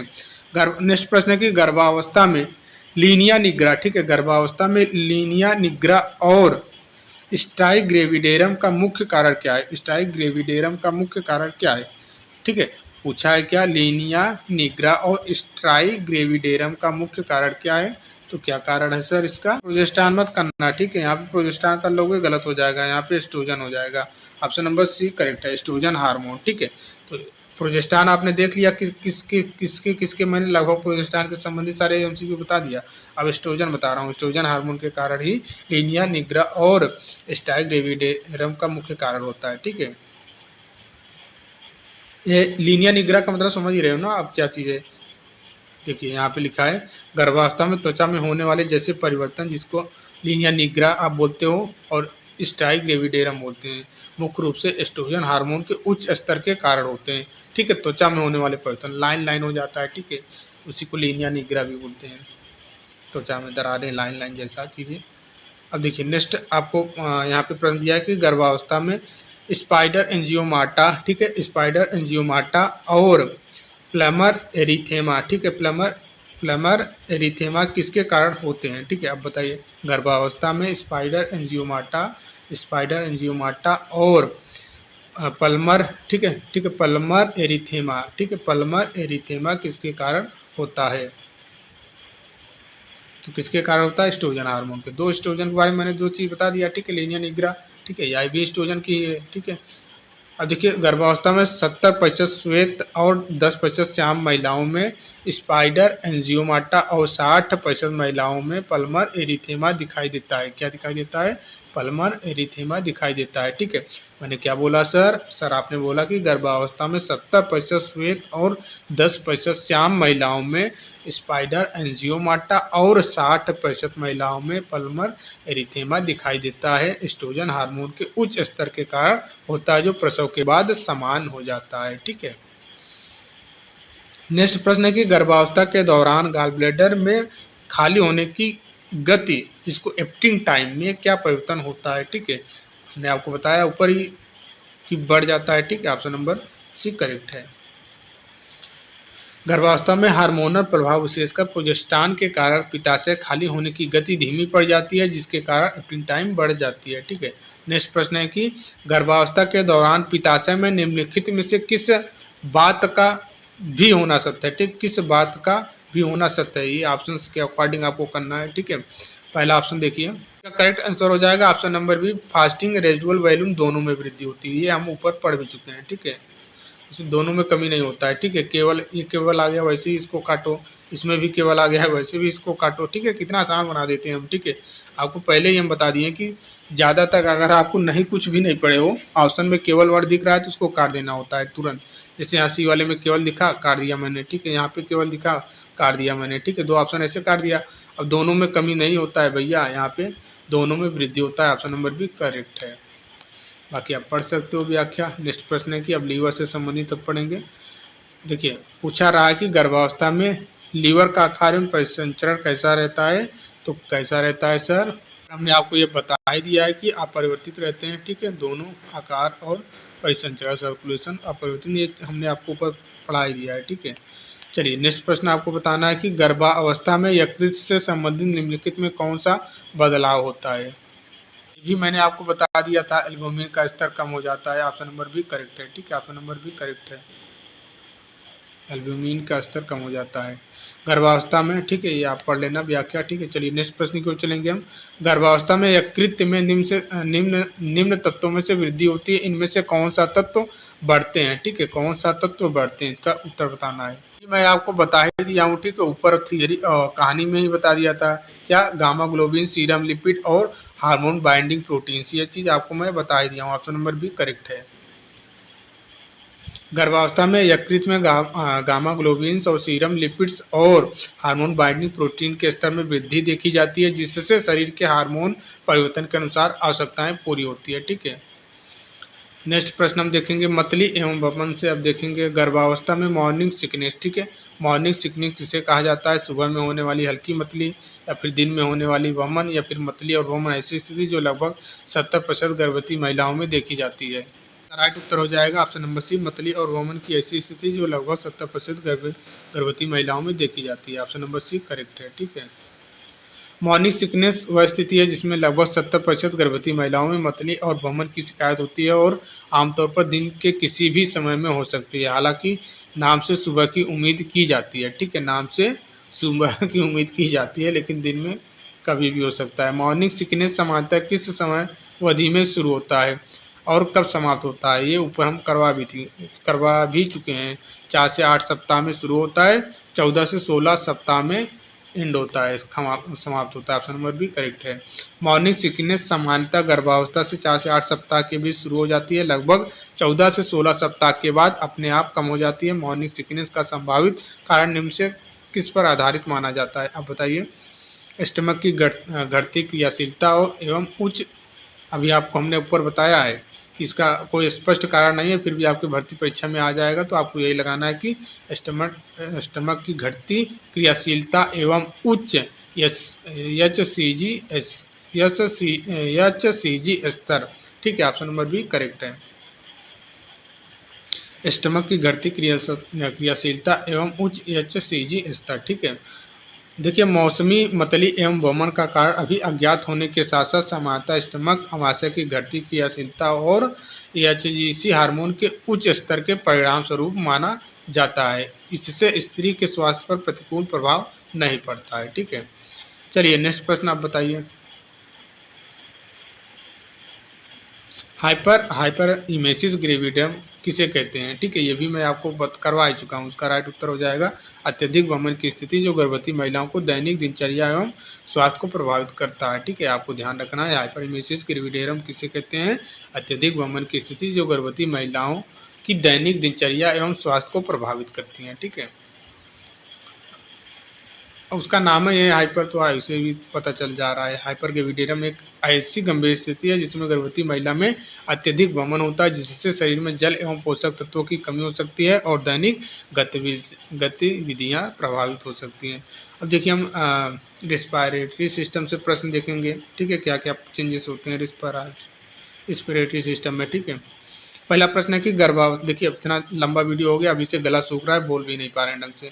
देखिए नेक्स्ट प्रश्न है कि आपको बताना है, नेक्स्ट प्रश्न है कि गर्भावस्था में नेजोफेरेंजियल म्यूकोसा में रक्त परिसंचरण में वृद्धि होने के परिणामस्वरूप निम्नलिखित में से कौन सी समस्या उत्पन्न हो सकती है। ये भी आसान प्रश्न है, आपको बता दिए नाक से खून बहना, ऑप्शन नंबर बी, ठीक है। स्टोरी में ही बता दिए थे, आप व्याख्या पढ़ लेना, ठीक है। गर्भावस्था में नेजोफेरेंजियल म्यूकोसा में रक्त परिसंचरण बढ़ जाने से नाक में खून बहने की संभावना बढ़ जाती है, ठीक है। नेक्स्ट प्रश्न देखेंगे गर्भावस्था के दौरान, बताइए। नेक्स्ट प्रश्न है कि गर्भावस्था के दौरान नेजोफेरिंक्स में निम्न से कौन सा परिवर्तन देखा जाता है, तो नोक में पॉलीपोसा, ठीक है। नोक में पॉलीपोसा की संभावना, ठीक है। या पढ़ लेना, गर्भावस्था में बढ़े रक्त प्रभाव और हार्मोनल प्रभाव के कारण नेजोफेरिंक्स में जो स्लेम का स्राव रहता है ये बढ़ जाता है, जिससे नजल पोलियोपोसिस होने की संभावना भी बढ़ जाती है। नजल पोलियोपोसिस होने की संभावना बढ़ जाती है, क्लियर। ऑप्शन नंबर इसका करेक्ट बी था। चलिए अब मैकेनिकल चेंजेस, ठीक है। गर्भावस्था में छाती की परिधि में कितनी वृद्धि होती है ये आपको बताना है, तो कितनी होती है सर, 5 से 7 सेंटीमीटर। गर्भावस्था के दौरान शारीरिक परिवर्तनों के चलते छाती का परिधि लगभग 5 से 7 सेंटीमीटर तक बढ़ जाता है। गर्भावस्था में डायाफ्राम किस हद तक ऊपर उठता है? तो भैया किस हद तक ऊपर उठता है? 4 सेंटीमीटर तक, ठीक है। गर्भावस्था में डायाफ्राम का स्तर लगभग 4 सेंटीमीटर तक ऊपर उठ जाता है, जिससे फेफड़ों के आयतन में परिवर्तन होता है। अब देखिए गर्भावस्था में टाइडल वॉल्यूम एवं संपूर्ण फेफड़ों की क्षमता में क्या परिवर्तन होता है? तो क्या परिवर्तन होता है सर? इसका उत्तर बताइए। ऑप्शन नंबर बी करेक्ट है, टाइडल वॉल्यूम बढ़ता है, ठीक है, और कैपेसिटी जो टोटल लंग्स कैपेसिटी होती है ये घट जाती है। इस चीज़ को आपको ध्यान में रखना है। टाइडल वॉल्यूम ये आया है, ठीक है, ये भर्ती परीक्षा में आया है, ठीक है, ये आपके डी ट्रिपल एस बी में ही पूछा है ये प्रश्न। गर्भावस्था में बताइए टाइडल वॉल्यूम में क्या परिवर्तन होता है या फेफड़ों की क्षमता में क्या परिवर्तन होता है? तो टाइडल वॉल्यूम बढ़ता है। परसेंटेज में भी, अभी मैं परसेंटेज भी करवाया हूँ, कितना प्रतिशत बढ़ जाता है। तो टाइडल वॉल्यूम बढ़ता है और टोटल लंग कैपेसिटी घट जाती है, ठीक है। शायद व्याख्या में यहाँ पे लिखा होगा, ठीक है, ये देखिए लिखा भी है 40%, ठीक है। गर्भावस्था में फेफड़ों में टाइडल वॉल्यूम, ठीक है, लगभग 40% बढ़ जाती है, जबकि संपूर्ण फेफड़ों की क्षमता गिरावट आ जाती है। ऐसे प्रश्न नहीं उठाए हैं, ठीक है, किसी न किसी भर्ती परीक्षा में पूछा है। नेक्स्ट प्रश्न है कि ठीक है, नेक्स्ट प्रश्न पूछा है कि गर्भावस्था में ऑक्सीजन उपभोग में कितना प्रतिशत? ये भी मैं करवा चुका हूँ, 20%, ठीक है। गर्भावस्था में शारीरिक गतिविधियों में भ्रूण की आवश्यकता को पूरा करने हेतु ऑक्सीजन उपभोग में लगभग 20% वृद्धि होती है। नेक्स्ट प्रश्न देखिए, गर्भावस्था में टाइडल वॉल्यूम वही चीज़ आ गया ना, 40%। मार दीजिए आँख आँख दबा के, ठीक है, कोई दिक्कत नहीं है। टाइडल वॉल्यूम में लगभग 40% वृद्धि देखने को मिलती है, जिससे प्रति श्वास ली जाने वाली हवा की मात्रा बढ़ जाती है, ठीक है। आंख मूंद कर आंसर लगाइए। गर्भावस्था में श्वसन दर में क्या परिवर्तन होता है सर? ये हम आपको बता चुके हैं, लगभग अपरिवर्तित रहता है, ठीक है। परिसंचरण और श्वसन दर में कोई चेंजेस नहीं होता है। हालांकि टाइडल वॉल्यूम और मिनट वेंटिलेशन में वृद्धि होती है, लेकिन श्वसन दर, ठीक है, श्वसन दर सामान्य रूप से अपरिवर्तित रहता है। गर्भावस्था में मिनट वेंटिलेशन में कितने प्रतिशत वृद्धि होती है ये पूछ लिया है। अब बताइए तो ये कितने प्रतिशत हो जाएगा सर? ये भी 40%, ठीक है, ये भी 40। टाइडल वॉल्यूम आप पूछे तो भी 40 और मिनट वेंटिलेशन पूछे तब भी आपको 40% लगाना ही है, ठीक है। मिनट वेंटिलेशन जो टाइडल वॉल्यूम और रेस्पिरेटरी रेट का गुणनफल है, इसमें लगभग 40% की वृद्धि होती है, जिससे फेफड़ों में वायु का आदान प्रदान बेहतर हो जाता है, ठीक है। व्याख्या आप देख लेना। नेक्स्ट प्रश्न है, ये फार्मूला पूछ लिया है। अब बताइए, ठीक है, मिनट वेंटिलेशन की गणना निम्न से किस सूत्र के द्वारा की जाती है? बहुत ही आसान प्रश्न है। इसका राइट उत्तर हो जाएगा सर टाइडल वॉल्यूम और रेस्पिरेटरी रेट के गुणनफल, TVRR, ठीक, ऑप्शन नंबर सी करेक्ट है। ये देखिए व्याख्या में लिखा है, मिनट वेंटिलेशन की गणना टाइडल वॉल्यूम और रेस्पिरेटरी रेट के गुणनफल से की जाती है। नेक्स्ट प्रश्न आपको देखना है, गर्भावस्था में गैसीय आदान प्रदान के संदर्भ में निम्न से कौन सा परिवर्तन होता है? कौन सा परिवर्तन होता है बताइए। राइट उत्तर हो जाएगा सर पल्मोनरी O2 का दबाव बढ़ जाता है और CO2 का दबाव घट जाता है। ऑप्शन नंबर भी करेक्ट है, ठीक है। ध्यान देना, गर्भावस्था में गैसीय आदान प्रदान के संदर्भ में निम्न से कौन सा परिवर्तन होता है? पल्मोनरी में O2 का दबाव बढ़ जाता है और CO2 का दबाव घट जाता है, ठीक है। ये व्याख्या आप देख सकते हैं, गर्भावस्था में फेफड़ों में ऑक्सीजन O2 का दबाव बढ़ जाता है, जबकि CO2 का दबाव घट जाता है। यह परिवर्तन हाइपर वेंटिलेशन के कारण होता है। गैसीय आदान प्रदान को आसान बनाता है। गर्भावस्था फिर वही प्रश्न है, ये तो आप बना ही लोगे, ठीक है, इसमें बताना ही है। हार्मोनल परिवर्तन, श्वसन दर समायोजन, ये आप बना ही लेंगे, कोई करने की जरूरत है नहीं, ठीक है। नेक्स्ट प्रश्न आप देखेंगे। चलिए नेक्स्ट प्रश्न आपको देखना है कि गर्भावस्था में त्वचा में संवहनीय परिवर्तन किस हार्मोन के उच्च स्तर के कारण होता है? त्वचा की बात आ गई, ऊपर हमने आपको बताया एस्ट्रोजन, ठीक है। वही प्रश्न है, रिपीटेड है, ठीक है, लेकिन भाषा अलग है, बस और कुछ नहीं। गर्भावस्था में निम्नलिखित में से कौन सी त्वची परिवर्तन समान रूप से देखने को मिलता है? त्वची परिवर्तन पूछा है। अभी देखिए ये भी मैं आपको ऊपर लीनिया निग्रा के बारे में बता चुका हूँ, ऑप्शन नंबर भी, ठीक है, वही प्रश्न है, बस लैंग्वेज का खेला है भैया।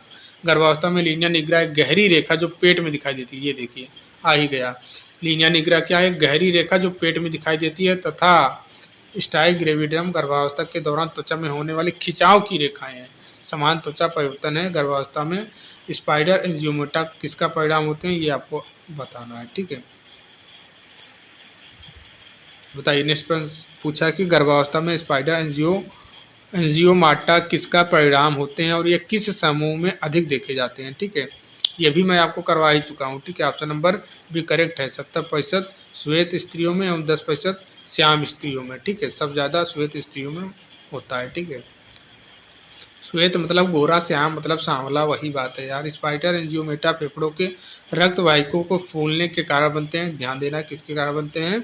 स्पाइडर एंजियोमाटा किसके कारण बनते हैं सर। फेफड़ों में रक्त वाहिकाओं के फूलने के कारण बनते हैं। और समानतः लगभग 70% श्वेत रंग की त्वचा वाली महिलाओं तथा केवल 10% श्याम त्वचा वाली महिलाओं में देखे जाते हैं। ठीक है। नेक्स्ट प्रश्न है कि गर्भावस्था में स्पाइडर एंजियोमाटा सबसे अधिक किस स्थान पर प्रकट होते हैं। अब बताइए तो कहाँ प्रकट होते हैं। चेहरे और ऊपरी छाती एवं बाहों पर। ऑप्शन नंबर सी करेक्ट है, चेहरे, ऊपरी छाती एवं बाहों पर। चलिए नेक्स्ट इसका व्याख्या देख लेना। स्पाइडर एंजियोमाटा सामान्यतः चेहरे, ऊपर छाती और बाहों पर प्रकट होते हैं जहाँ रक्तवाहिका फूलकर लाल दिखाई देती हैं। नेक्स्ट प्रश्न पूछा है कि गर्भावस्था में हाथों में अधिक रक्त प्रवाह के कारण निम्नलिखित में से कौन सी त्वचा परिवर्तन देखने को मिलती है। ध्यान देना है। गर्भावस्था में हाथों में अधिक रक्त प्रवाह के कारण निम्नलिखित में से कौन सी त्वचा परिवर्तन देखने को मिलती है। रक्त प्रवाह के कारण। अब बताइए का करेक्ट उत्तर हो जाएगा सर पल्मन एरिथेमा। ठीक है, palmar erythema option number B correct है, पल्मन एरिथेमा। इसका राइट उत्तर हो जाएगा option number B palmar erythema. ठीक है। एमसीक्यू बहुत सारा है। ठीक है, इस वाले चैप्टर से हमें लग रहा है कि 200 एमसीक्यू बन जाएंगे। लगभग 60% गर्भवती महिलाओं में हाथों में बढ़ते हुए रक्त प्रवाह के कारण पल्मोनल एरिथेमा, जिसको आप बोल सकते हैं हाथों पर लालिमा प्रकट होती है। ठीक है। नेक्स्ट प्रश्न पूछा है कि लीनिया निग्रा और स्टाई ग्रेविडेरम के बारे में कौन सा कथन सही है। अब बताइए कौन सा कथन सही है। तो भैया उत्तर तो पहले ही दिख गया, लीनिया निग्रा का रंग भूरा या काला होता है, यही सी वाला सही है। व्याख्या आप देख लेना, व्याख्या अच्छा है। लीनिया निग्रा उदर के मध्य भाग में। ठीक है। और व्याख्या पढ़ लेना। लीनिया निग्रा उदर मध्य के भाग में जीपी स्टर्नम और सिम्पेसिस प्यूबिस के बीच में स्थित होता है। यह भूरे रंग और काले रंग की स्टाइल ग्रेविडेरम त्वचा के खिंचाव के कारण लोअर एडोमिनल, अपर थिंग्स और ब्रेस्ट पर होता है। ठीक है। एक एक नोट्स आप बना लें, इसलिए मैं बोलता हूँ नोट्स बना लेना। ठीक है। वीडियो आप हर बार वीडियो कितना देखेंगे, पीडीएफ, इसीलिए मैं बोलता हूँ फी देकर पीडीएफ ले लीजिए। ठीक है। इसके लिए भी आप नहीं तैयार होते हैं। मास ऑफ प्रेगनेंसी किसे कहा जाता है। अब देखिए ऊपर हमने आपको बताया ही दिया है, ये ऑप्शन नंबर सी करेक्ट है। ऊपर आप ही हम आपको बताए थे, कहानी में ही बता दिए थे, ऑप्शन नंबर सी। व्याख्या पढ़ लेना। नेक्स्ट प्रश्न है कि गर्भावस्था के दौरान शरीर के किन स्थानों पर हाइपर पिगमेंशन पाया जाता है, ये आपको बताना है। तो इसका करेक्ट उत्तर बताइए। इसका करेक्ट उत्तर हो जाएगा उपयुक्त सभी। ठीक है। निप्पल में, वजाइना में, जिला में, सब जगह पाया जाता है। ठीक है, उपयुक्त सभी। किसके कारण ये होता है। वो गर्भावस्था के दौरान जो एस्ट्रोजन और प्रोजेस्टेरॉन हार्मोन रहते हैं, ठीक है, इन्हीं के कारण, इन्हीं को उत्तेजित होने के कारण ये चीज़ें होता है। ठीक है। ये व्याख्या आप पढ़ लेना। नेक्स्ट प्रश्न है कि गर्भावस्था के दौरान स्तन में परिवर्तन के संबंध में कौन सा कथन गलत है। स्तन का आकार बढ़ जाता है, क्या हो जाता है। तो इसका करेक्ट उत्तर हो जाएगा ऑप्शन नंबर बी। ठीक है, ऑप्शन नंबर बी गलत है। व्याख्या आप पढ़ लेना। ठीक है। अच्छा, उसी का व्याख्या यहाँ पे भी दे दिया है। नेक्स्ट प्रश्न है कि मेटोगेमी ट्यूबरक्लेस किसके कारण बनते हैं। ठीक है, तो किसके कारण बनते हैं, इसका करेक्ट हो जाएगा ऑप्शन नंबर ए। ठीक है। अब ये व्याख्या आप पढ़ लेना। ठीक है, वीडियो बहुत लंबी हो गई है, अब हम थोड़ा स्पीड से जल्दबाजी करेंगे, आप प्रश्न देखते जाइए बस। अब पूछा है कि प्रीमी ग्रेविडा में कौन सा परिवर्तन गर्भावस्था का एक प्रमुख लक्षण है, तो कौन सा है बताइए। करेक्ट उत्तर हो जाएगा ब्रेस्ट सेक्रेशन से, स्तनों से स्राव। ठीक है, ऑप्शन नंबर बी करेक्ट है। व्याख्या पढ़ लेना। प्रीमी ग्रेविडा पहली बार गर्भवती महिलाओं में 12वें सप्ताह के बाद स्तनों में गाढ़ा पीला चिकना स्राव निकल सकता है, जो गर्भावस्था का एक प्रमुख लक्षण माना जाता है। ऑप्शन नंबर इसका भी करेक्ट है। व्याख्या भी हम बता दिए हैं। ठीक है, प्रीमी ग्रेविडा का मतलब पहली बार गर्भवती महिलाओं में 12वें सप्ताह के बाद स्तनों में गाढ़ा पीला चिकना स्राव निकल सकता है, जो गर्भावस्था का एक प्रमुख लक्षण माना जाता है। नेक्स्ट प्रश्न आप बताइए, किडनी में क्या परिवर्तन होते हैं गर्भावस्था के दौरान। किडनी में क्या परिवर्तन होते हैं सर। लंबाई और वजन में वृद्धि होता है। क्या होता है सर, लंबाई और वजन में वृद्धि होता है। गर्भावस्था के दौरान दोनों किडनियों की लंबाई और वजन बढ़ जाती है, हालांकि राइट किडनी में यह वृद्धि अधिक देखी जाती है। ठीक है, ये भी कंडीशन है यहाँ पे। नेक्स्ट प्रश्न पूछा है कि प्रोजेस्टेरॉन हार्मोन के स्मूथ मसल रिलैक्सिंग इफेक्ट के क्या कारण होता है। तो क्या कारण होता है भैया, यूट्रस का डायलेशन। ठीक है, ऑप्शन नंबर इसका एक करेक्ट हो जाएगा, यूट्रेशन का फैलाव। यूट्रस का फैलाव, ठीक है, यूट्रस का फैलाव, ठीक है। प्रोजेस्टेरॉन हार्मोन के स्मूथ मसल्स रिलैक्सिंग इफेक्ट के कारण यूट्रस का डायलेशन व्यास में वृद्धि होता है, जिससे मूत्र प्रवाह प्रभावित हो सकता है, ठीक है। नेक्स्ट प्रश्न है कि गर्भावस्था के दौरान जीएफआर में कितना परिवर्तन होता है, कितना परिवर्तन होता है, 50% तक बढ़ जाता है। जीएफआर में कितना परिवर्तन होता है, 50% तक बढ़ जाता है, ठीक है। गर्भावस्था के दौरान जीएफआर लगभग 50% तक बढ़ जाती है, जिससे अपशिष्ट पदार्थों को तेजी से फिल्टर होता है, ठीक है। अपशिष्ट पदार्थों का तेजी से फिल्टर होता है। नेक्स्ट प्रश्न है कि गर्भावस्था के दौरान मूत्र त्याग की फ्रीक्वेंसी क्यों बढ़ जाती है, ठीक है। अच्छा, 1 2 3 यहाँ पे दो ऑप्शन यहाँ पे दिए, कैसे टाइपिंग हुआ यार, एक ऑप्शन यहाँ, एक ऑप्शन यहाँ, एक यहाँ, ये ठीक है, ABCD। अब बताइए, करेक्ट उत्तर हो जाएगा ऑप्शन नंबर बी, जीएफआर में वृद्धि के कारण, जैसे मैं आपको ऊपर वाला प्रश्न करवाया हूँ, ठीक है। कितना वृद्धि होता है सर, 50% तक वृद्धि होता है, किसमें, जीएफआर में, ठीक है। इसी के कारण मूत्र त्याग की फ्रीक्वेंसी बढ़ जाती है। नेक्स्ट प्रश्न है कि देखिए फिर वही प्रश्न आ गया, गर्भावस्था की धारियाँ के बारे में कौन सा कथन सही है। ये आपको हम करवा चुके हैं स्टाइग्रेविडेरम के बारे में। या केवल नाभि के ऊपर पाई जाती हैं, या फिर यह त्वचा केवल आ गया तो कैंसिल आउट करना ही है। या त्वचा के खिंचाव के कारण बनती है, जी हाँ, ऑप्शन नंबर बी करेक्ट है। यह आमतौर पर जन्म के बाद पूरी तरह गायब हो जाती हैं, ये भी सही है। कौन सा कथन सही है पूछा, कौन सा कथन सही है, ऑप्शन नंबर बी कथन सही है, ठीक है। यह त्वचा के खिंचाव के कारण बनती है, ठीक है, इसी से इसका नाम ही रखा है स्टाइग्रेविडेरम। यह त्वचा के खिंचाव के कारण बनती है, ठीक है। गर्भावस्था की धारियां त्वचा के खिंचाव और हार्मोनल परिवर्तन के कारण बनती है। नाभि के नीचे अधिक स्पष्ट होती हैं और कुछ महिलाओं में प्रसव के बाद भी बनी रह सकती हैं, ठीक है। ये देखिए, कुछ महिलाओं में प्रसव के बाद भी बनी रह सकती हैं। नेक्स्ट प्रश्न है कि लीनिया निग्रा गर्भावस्था की काली रेखा कहाँ स्थित होती है। ये तो आपको पता ही होगा, अब तो पूरा रटा गया होगा, ठीक है, एक एक चीज़। इसका राइट उत्तर हो जाएगा ऑप्शन नंबर सी, जाफी स्टर्नम से लेकर सिम्फिबिस प्यूबिस तक। ऊपर हमने इसी से संबंधित प्रश्न करवाया था। देखिए व्याख्या आप देख लिए, लीनिया निग्रा गर्भावस्था की काली रेखा उदर के मध्य भाग में होती है, जो छाती के नीचे भाग से लेकर आपका पेल्विस के निचला जोड़ तक फैली होती है, गहरे भूरे या काले रंग की होती है। देखिए नेक्स्ट प्रश्न है कि मेलाज्मा या फिर कोलाज्मा किस हार्मोनल परिवर्तन के कारण होता है। ये भी मैं आपको करवा ही चुका हूँ, ठीक है। वही चीज़ है जो रिपीट हो रहा है, बस भाषा का बदलाव है। इसका उत्तर ऑप्शन नंबर डी हो जाएगा, ए और बी बोला है, ठीक है। एस्ट्रोजन और प्रोजेस्टेरॉन और फिर आपका ये मेलानोसाइट उत्तेजक हार्मोन, मेलानोसाइट उत्तेजक हार्मोन। गर्भावस्था के दौरान एस्ट्रोजन और प्रोजेस्टेरॉन हार्मोन या फिर मेलानोसाइट उत्तेजक हार्मोन, जिसको MSH बोल सकते हैं, की गतिविधि को बढ़ाते हैं, जिससे चेहरे पर गहरे धब्बे पड़ सकते हैं, जिन्हें मेलाज्मा या फिर कोलाज्मा कहा जाता है, ठीक है। इसमें मार्क्स ऑफ प्रेगनेंसी भी कहा जाता है, ये भी आपको ध्यान रखना है, इसको मार्क्स ऑफ प्रेगनेंसी भी कहा जाता है। नेक्स्ट प्रश्न आपको बताना है कि स्तनों में होने वाले परिवर्तन में कौन सा सही नहीं है, कौन सा सही नहीं है, आइए पता करते हैं। तो ये मांटगोमरी, ठीक है, मांटगोमरी की ग्रंथियां गायब हो जाती है, कहना गलत है, ठीक है। ऑप्शन नंबर भी करेक्ट है, ठीक है। मांटगोमरी की ग्रंथियां गायब हो जाना, ये कहना गलत है, मांटगोमरी की ग्रंथियां गायब नहीं होती हैं। ये व्याख्या पढ़ लेना, ठीक है। कितना प्रश्न है यार, आप देखिए वहीं से है, उसी ग्रंथि से है।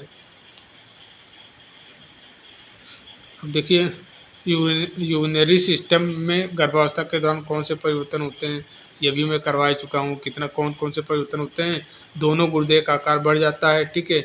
मूत्रवाहिनी का व्यास 2 सेंटीमीटर तक बढ़ जाता है। जीएफआर का जो फिल्टर रेट है, ये भी 50% तक बढ़ जाता है। उपरोक्त सभी, ठीक है, सब कुछ कवर हो गया ना इस वाले MCQ से। आप यहाँ पे व्याख्या पढ़ लेना, ठीक है। अब कोई बोल सकता है कि आप MCQ कर रहे हो, आपको यही लग रहा है कि हम थियरी पढ़ रहे हैं।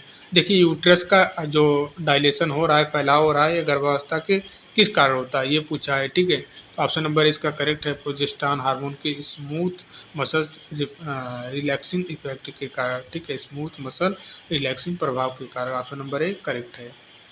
ये व्याख्या आप पढ़ लेना, ठीक है। वीडियो बहुत ज़्यादा लंबी हो गई है, ठीक है, खींचना पड़ेगा। आप देखिए जीएफआर में वृद्धि के कारण का क्या प्रभाव पड़ता है, तो क्या पड़ता है भैया, इसका राइट उत्तर हो जाएगा ऑप्शन नंबर ए, ठीक है। यूरिन आउटपुट या फिर मूत्र उत्पादन बढ़ जाता है जीएफआर का जीएफआर में वृद्धि के कारण। अब यहाँ पे वही चीज़ लिखा है कि जीएफआर में 50% तक बढ़ जाती है, जिससे शरीर में जल और अपशिष्ट पदार्थों का उत्सर्जन बढ़ जाता है, परिणाम स्वरूप मूत्र उत्पादन भी बढ़ जाता है। ठीक है, नेक्स्ट प्रश्न अब देखिए, यूट्रस में ठीक है गर्भावस्था के दौरान क्या परिवर्तन होते हैं? तो इनका व्यास 2 सेंटीमीटर तक बढ़ जाता है, यही करेक्ट है, ऑप्शन नंबर ए। ठीक है, अब तो रट जाना चाहिए, वही चीज़ मैं करवा रहा हूँ बार बार। गर्भावस्था के दौरान प्रोजेस्टेरॉन हार्मोन का स्मूथ मसल रिफ्लेक्शन इफेक्ट के कारण यूट्रस का व्यास 2 सेंटीमीटर बढ़ जाता है, जिससे मूत्र प्रवाह में बदलाव आता है। ठीक है, चलिए नेक्स्ट प्रश्न की ओर चलेंगे। यूट्रस में डायलेशन फैलाव का मुख्य कारण क्या है? वही पूछ लिया है फिर, प्रोजेस्टेरॉन हार्मोन के कारण। बिल्कुल रटा देंगे, ठीक है, एमसीक्यू करा करा के। प्रोजेस्टेरॉन हार्मोन के कारण स्मूथ मसल रिफ्लेक्शन होता है, जिससे यूट्रस मूत्रवाहिनी में डायलेशन फैलाव होता है और मूत्र प्रभाव प्रभावित होता है। ठीक है, चलिए गर्भावस्था के दौरान वही फिर 50% आँख मूत कर लगाइए, 50% पढ़िए मत। गर्भावस्था में जीएफआर कितना होता है? लगभग 50% वृद्धि होती है, जिससे किडनी की फिल्टरिंग क्षमता बढ़ जाती है, फिल्टर करने की क्षमता बढ़ जाती है। ठीक है, नेक्स्ट प्रश्न पूछा है कि गर्भावस्था के दौरान मूत्र त्याग की बढ़ी हुई आवृत्ति का मुख्य कारण क्या है? सर वही चीज़ है, बस लैंग्वेज बदल दिया है, जीएफआर में वृद्धि। ठीक है, अब तो रट जाना चाहिए। गर्भावस्था के दौरान जीएफआर बढ़ जाता है, जिससे मूत्र उत्पादन अधिक होता है और बार बार पेशाब करने की आवश्यकता होती है। ठीक है, नेक्स्ट प्रश्न अब करिए। गर्भवती महिलाओं में सामान्यतः कौन सा तत्व मूत्र में पाया जाता है जिससे यूटीआई की संभावना बढ़ जाती है? बताइए। आसान प्रश्न है सर, ग्लूकोज पाया जाता है। ठीक है, ऑप्शन नंबर बी। ये व्याख्या लिखा है कि गर्भावस्था में ग्लूकोसूरिया आम होती है, जिससे ग्लूकोज मूत्र में उत्सर्जित होता है। यह बैक्टीरिया के लिए अनुकूल वातावरण तैयार करता है, जिससे यूटीआई की संभावना बढ़ जाती है सर। ठीक है, अब देखिए नेक्स्ट प्रश्न है कि गर्भावस्था में हार्ट का आकार कितना प्रतिशत बढ़ता है? सर 10% बढ़ता है। ठीक है, ये हम आपको बता ही चुके हैं। चलिए कार्डियक आउटपुट में देखना है, हृदय उत्पादन में वृद्धि का कारण क्या होता है? सर स्ट्रोक वॉल्यूम में वृद्धि, स्ट्रोक वॉल्यूम में वृद्धि, ऑप्शन नंबर 1 करेक्ट है। कार्डियक आउटपुट CU बराबर क्या होता है? Sir stroke volume into heart rate, ये फार्मूला आपको ध्यान में रखना है। ठीक है, ये चीज़ याद रखना है। नेक्स्ट प्रश्न पूछा है कि गर्भावस्था में हार्ट रेट कितनी बढ़ जाती है? वही चीज़ है। ठीक है, 15 से 20। ठीक है, ऑप्शन नंबर बी करेक्ट हो जाएगा। गर्भावस्था के दौरान हृदय की कार्य क्षमता बढ़ने के लिए हार्ट रेट सामान्य से 15 से 20 बीट प्रति मिनट अधिक हो जाती है। ठीक है, नेक्स्ट प्रश्न है कि गर्भावस्था के दौरान रक्तचाप में क्या परिवर्तन होता है? सर ये पहले कम होता है फिर समान हो जाता है, ये पहले कम होता है फिर समान हो जाता है, ऑप्शन नंबर बी करेक्ट है। गर्भावस्था के पहले 24 सप्ताह तक रक्तचाप थोड़ा कम रहता है, उसके बाद यह समान स्तर पर लौट आता है। नेक्स्ट प्रश्न है, अब एंडिंग पे ही हैं हम लोग। गर्भावस्था के दौरान प्लाज्मा वैल्यू में कितना प्रतिशत वृद्धि होती है? सर इसका राइट उत्तर हो जाएगा 50% तक वृद्धि होती है, ऑप्शन नंबर सी करेक्ट है। चलिए नेक्स्ट प्रश्न, अभी देखिए व्याख्या पढ़ लेना यहाँ पे। नेक्स्ट प्रश्न पूछ रहा है कि सर गर्भावस्था के दौरान यूट्रस का व्यास कितना बढ़ता है? वही प्रश्न आ गया ना, तो ये रट जाना चाहिए, 2 सेंटीमीटर होता है। ठीक है, बढ़ जाता है। और किसके कारण, ये तो बता ही चुके हैं, रट जाना चाहिए।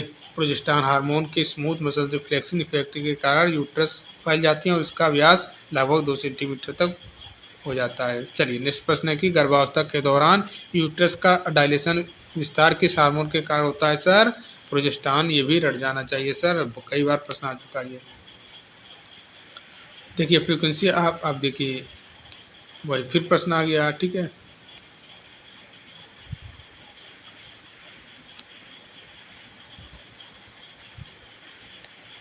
नेक्स्ट प्रश्न की गर्भावस्था में ये देखिए 50%। ठीक है, वही प्रश्न है ना, जीएफआर में कई बार करवा चुका हूँ ये ऊपर। ठीक है, ऊपर न जाने कितनी बार जीएफआर के बारे में बता चुका हूँ, अब ये ठीक है आपको करना ही पड़ेगा। ठीक है, अब देखिए नेक्स्ट प्रश्न पूछा कि गर्भवती महिलाओं में ग्लूकोसूरिया या फिर ग्लूकोज का मूत्र में निकलना क्यों होता है? ये भी मैं आपको बता ही चुका हूँ। ठीक है सर, किसके लिए? जीएफआर में वृद्धि के कारण। ठीक है, यहाँ पे पढ़ सकते हैं आप, ठीक है। गर्भावस्था में GFR बढ़ने के कारण ग्लूकोज का पुनः अवशोषण कम हो जाता है, जिससे ग्लूकोसूरिया हो जाती है। इसी वजह से गर्भवती महिलाओं में UTI का खतरा अधिक रहता है, ठीक है। ऊपर हम करवा चुके हैं। किस स्थिति में गर्भवती महिला के मूत्र में, ठीक है, प्रोटीन का निकलना सामान्य नहीं माना जाता है, या फिर प्रोटीन यूरिया आप बोल सकते हैं, प्रोटीन यूरिया बोल सकते हैं, ठीक है, प्रोटीन यूरिया बोल सकते हैं। तो ये किस स्थिति में होता है सर? का उत्तर, इसका करेक्ट उत्तर हो जाएगा ऑप्शन नंबर सी। यदि मूत्र में लगातार प्रोटीन यूरिया हो तो यह असामान्य है, ठीक है, असामान्य है। गर्भावस्था में जो प्रोटीन यूरिया अनुपस्थिति रहती है, तो यदि लगातार मूत्र में प्रोटीन पाए जाएं तो यह प्रीक्लैम्पसिया या फिर किडनी डिजीज का संकेत हो सकता है। आपको ध्यान में रखना है, ठीक है। प्रीक्लैम्पसिया या फिर किडनी डिजीज का संकेत हो सकता है, ठीक है। नेक्स्ट प्रश्न है कि कार्डियोवास्कुलर सिस्टम, ठीक है, इससे हम प्रश्न को देख लें। गर्भावस्था के दौरान हट्ट का आकार, ठीक है, ये तो बता चुका हूँ 10%, कोई दिक्कत ही नहीं है, ठीक है, वही रिपीटेड हो रहा है यार। गर्भावस्था में कार्डियक आउटपुट, हृदय का पंप किया गया रक्त में क्या बदलाव होता है सर? बढ़ जाता है, ठीक है, ऑप्शन नंबर ए करेक्ट है। कार्डियक आउटपुट CO बढ़ जाता है क्योंकि हृदय की अधिक रक्त पंप करना पड़ता है ताकि बढ़ती हुई भ्रूण को फीटस की आवश्यकताओं को पूरा किया जा सकता है, ठीक है। ये इंपॉर्टेंट है प्रश्न, IMP है, ठीक है, ये आप देख लेना। नेक्स्ट प्रश्न देखिए, गर्भावस्था में हृदय गति में कितनी वृद्धि होती है सर? 10 से 15 में 15 से 20 मैं आपको ऊपर करवा चुका हूँ ये प्रश्न। अब देखिए नेक्स्ट प्रश्न पूछा कि स्टोक वॉल्यूम गर्भावस्था में क्यों बढ़ जाता है? ये भी मैं शायद करवा चुका हूँ। इनमें से सभी रक्त की मात्रा बढ़ने के कारण, हार्मोनल परिवर्तन के कारण, भ्रूण की ऑक्सीजन आवश्यकताओं के कारण, इनमें से सभी, ठीक है, इन सभी के कारण से यशवी गर्भावस्था में बढ़ जाता है, ठीक है, स्टोक वॉल्यूम बढ़ जाता है, आपको ध्यान में रखना है, ठीक है। नेक्स्ट प्रश्न पूछ रहा है कि गर्भावस्था के दौरान सामान्यतः ब्लड प्रेशर रक्तचाप में क्या परिवर्तन होता है सर? पहले घटता है फिर समान हो जाता है, ये भी मैं आपको करवा ही चुका हूँ, ठीक है। गर्भावस्था के दौरान प्लाज्मा वॉल्यूम की मात्रा में कितनी % वृद्धि होती है सर? 50%, ये भी स्टोरी हम आपको बता चुके हैं, ठीक है। यहाँ पे आप व्याख्या पढ़ लेना, ठीक है। नेक्स्ट प्रश्न है कि गर्भावस्था में RBC लाल रक्त कोशिकाओं की संख्या में क्या परिवर्तन होता है सर? बढ़ जाती है, ठीक है, ऑप्शन नंबर बी करेक्ट हो जाएगा, बढ़ जाती है, ठीक है।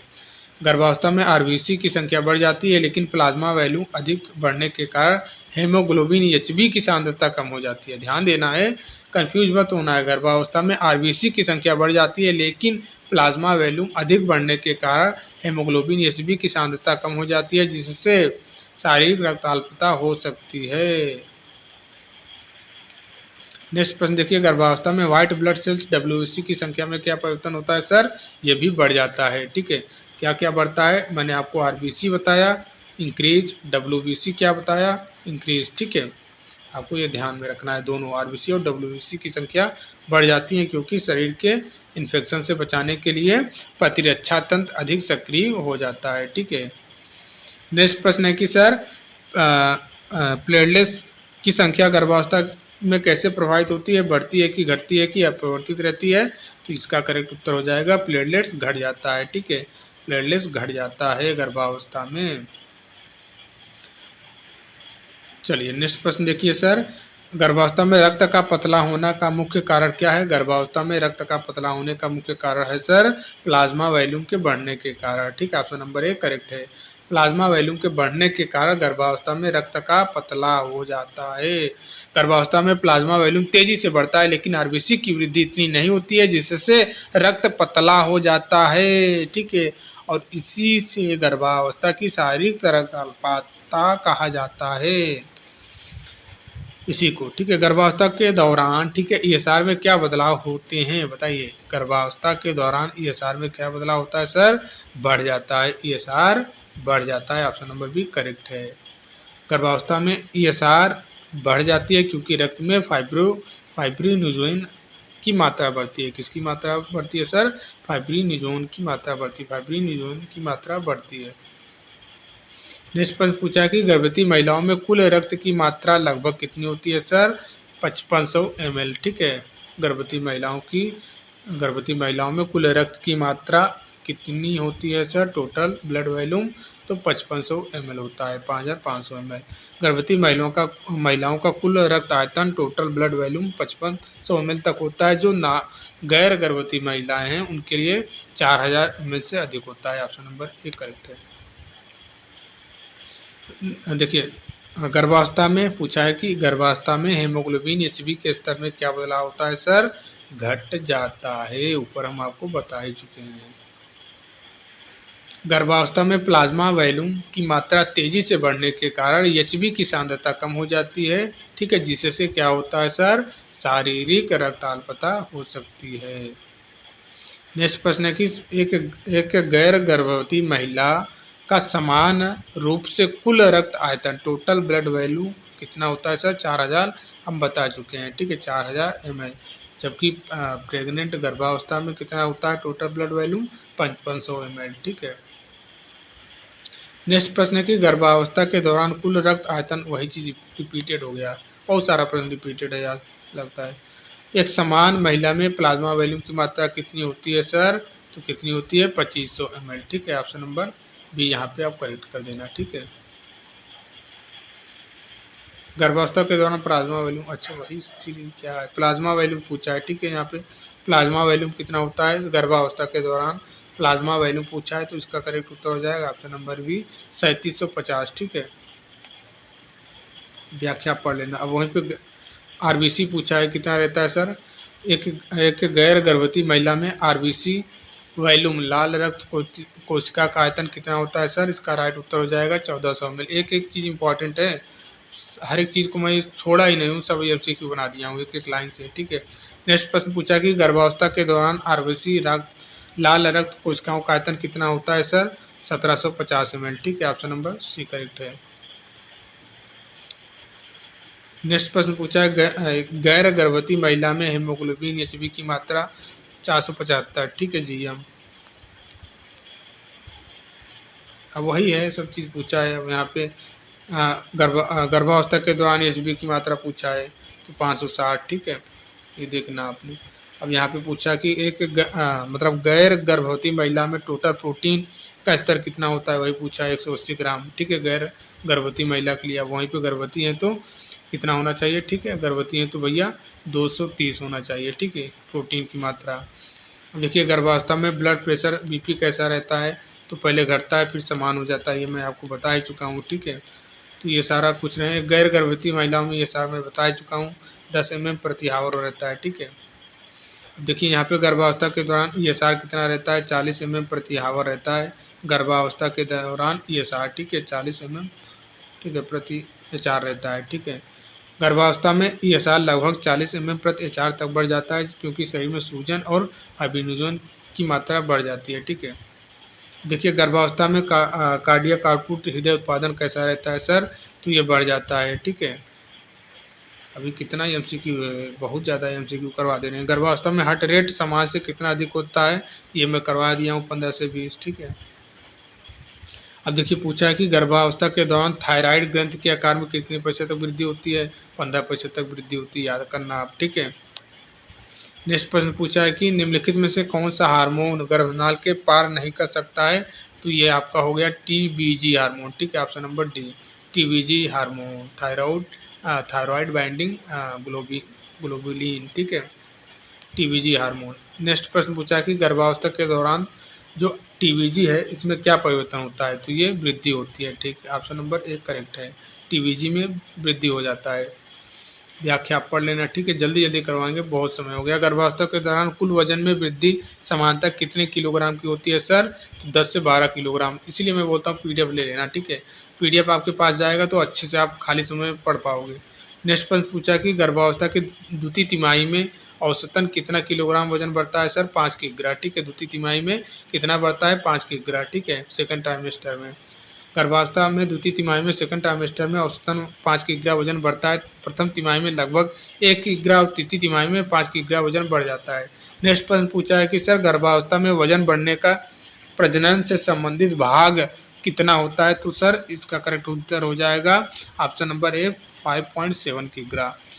नेक्स्ट प्रश्न, आप व्याख्या पढ़ते जाना वीडियो को पॉज करके। नेक्स्ट प्रश्न पूछा है कि गर्भावस्था में मात्र वजन का औसत कितना होता है सर? ये 6.0 किग्रा। ठीक है, ऑप्शन नंबर बी करेक्ट हो जाएगा। नेक्स्ट प्रश्न की ओर चलेंगे सर। गर्भावस्था में हाइपरट्रॉफी किस अंग में पाई जाती है? तो हाइपरट्रॉफी किस अंग में पाई जाती है सर? तो ये वजाइना में भी पाया जाता है, लीबिया माइनोरा में भी पाया जाता है, लीबिया मिनोरा में भी पाया जाता है, यूट्रस में भी पाया जाता है, उपरोक्त सभी। ठीक है, हाइपरट्रॉफी। अब व्याख्या पढ़ लेना। गर्भावस्था के दौरान वजाइना, लीबिया मिनोरा और यूट्रस में हाइपरट्रॉफी देखी जाती है, जिससे उनके आकार में वृद्धि होती है। नेक्स्ट प्रश्न देखेंगे सर। गर्भावस्था के दौरान लीबिया मिनोरा में कौन सा परिवर्तन होता है सर? तो यह गहरा और बड़ा हो जाता है। ऑप्शन नंबर सी करेक्ट है। यह गहरा और बड़ा हो जाता है। लीबिया मिनोरा गर्भावस्था के दौरान बड़ा और गहरा हो जाता है, डार्क हो जाता है। ठीक है। नेक्स्ट प्रश्न पूछा है कि गर्भावस्था में वजाइना म्यूकोसा झिल्ली का रंग कैसा होता है सर? तो ये हल्का नीला हो जाता है। कैसा हो जाता है सर? हल्का नीला हो जाता है। गर्भावस्था के दौरान योनि म्यूकोसा का रंग हल्का नीला हो जाता है, जिससे जैक्वीमियस का संकेत कहा जाता है। जैक्वीमियस संकेत कहा जाता है। चलिए नेक्स्ट प्रश्न देखिए सर। गर्भावस्था में इंटीरियर वजाइनल वाल में क्या परिवर्तन होता है सर? तो ये लंबाई में वृद्धि होती है। क्या होता है सर? लंबाई में वृद्धि होती है। व्याख्या आप देख लेना। गर्भावस्था में इंटीरियर वजाइनल वाल यून की हल्की दीवार की लंबाई बढ़ जाती है, जिससे प्रसव के समय से इसे खिंचाव मिल सकता है। ठीक है। नेक्स्ट प्रश्न देखिए। गर्भावस्था में प्लेसेंटा गर्भनाल का औसत वजन कितना होता है सर? तो ये होता है 0.5 किग्रा। ठीक है, ऑप्शन नंबर भी करेक्ट है। चलिए नेक्स्ट प्रश्न देखिए सर। गर्भावस्था में एमनियोटिक द्रव का समान वजन कितना होता है सर? 1.2 किग्रा। 1.2 किग्रा, ऑप्शन नंबर सी करेक्ट है। एमनियोटिक द्रव का समान वजन 1.2 किग्रा होता है, जो भ्रूण की सुरक्षा और विकास में सहायता करता है। नेक्स्ट प्रश्न पूछा रहा है कि गर्भावस्था के दौरान स्तन में औसत वजन वृद्धि कितनी होती है सर? तो 0.4 किग्रा, ऑप्शन नंबर बी करेक्ट है।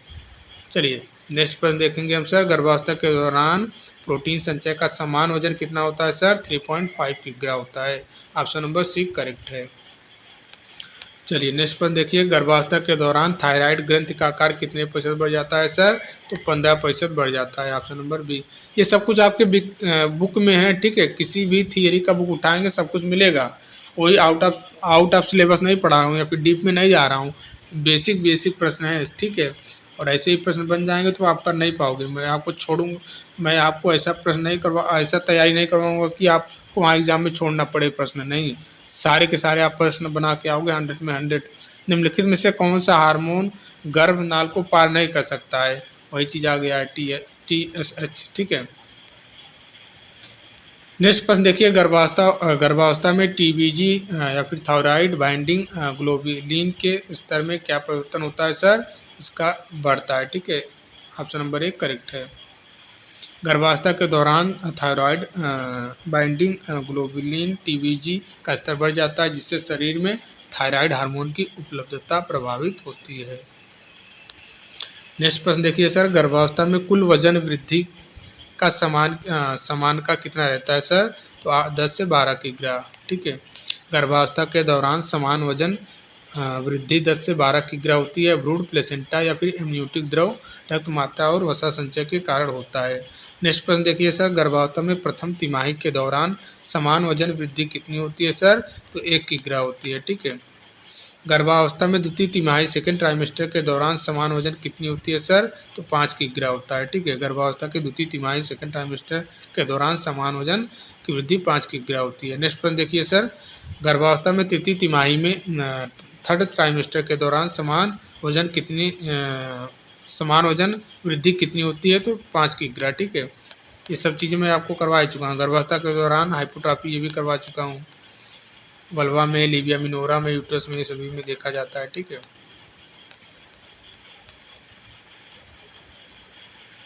देखिए गर्भावस्था में लीबिया मिनोरा का परिवर्तन कितना हो जाता है? गहरे रंग और बड़ा हो जाता है।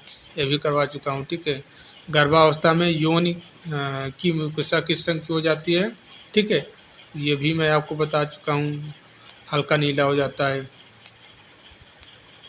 जो श्लेष्मिक झिल्ली रहती है हल्के नीले रंग की हो जाती है, जिससे जैक्वीमियस का संकेत कहा जाता है। जैक्वीमियस का संकेत कहा जाता है। ध्यान रखना आपको। लगभग सारे एमसीक्यू इधर हम करवा चुके हैं, बहुत सारा है यार प्रश्न। ठीक है, अब आप मैं भेज दूंगा पीडीएफ, वहाँ से आप पढ़ लेना। ठीक है, वीडियो बहुत ज़्यादा लंबी हो गई है। 1 घंटा 8 मिनट इधर निकल गया, 1.5 घंटे की वीडियो है, तो मैराथन हो गया भाई। ठीक है, मैराथन अभी एक पार्ट और आने वाला है इसका। ठीक है, आप वो देख लेना। ठीक है, उम्मीद करते हैं आज के एमसीक्यू आपको अच्छे लगे होंगे। ठीक है, और हम कोशिश कर रहे हैं ज़्यादा से ज़्यादा एमसीक्यू लाएं एक एक टॉपिक का। ठीक है, अब इसका तो 200 एमसीक्यू पार हो जाएगा। सबसे ज़्यादा तो आज की ही वीडियो, आज की ही पार्ट में हो गया। इसके बाद पार्ट सेकंड आएगा, उसमें 100 रहेंगे। शायद सेकंड 2 ही पार्ट में हम ख़त्म कर देंगे। ठीक है, इसके बाद हम इतना ज़्यादा एमसीक्यू नहीं लाएंगे। ठीक है, हालांकि ज़्यादा लाने का रीज़न है कि पूरी थियरी को एमसीक्यू में कन्वर्ट कर दिए हैं। एक एक लाइन जो आपकी थियरी लिखी है उसको एमसीक्यू बना दिया। अब जैसे देखिए, ये आपका थियरी ही है। समान समान अवस्था में गर्भाशय का आकार कितना होता है, तो वो लिखा था वहाँ पे, थियरी लिखा था कि समान अवस्था में गर्भाशय के आकार 50 ग्राम होता है।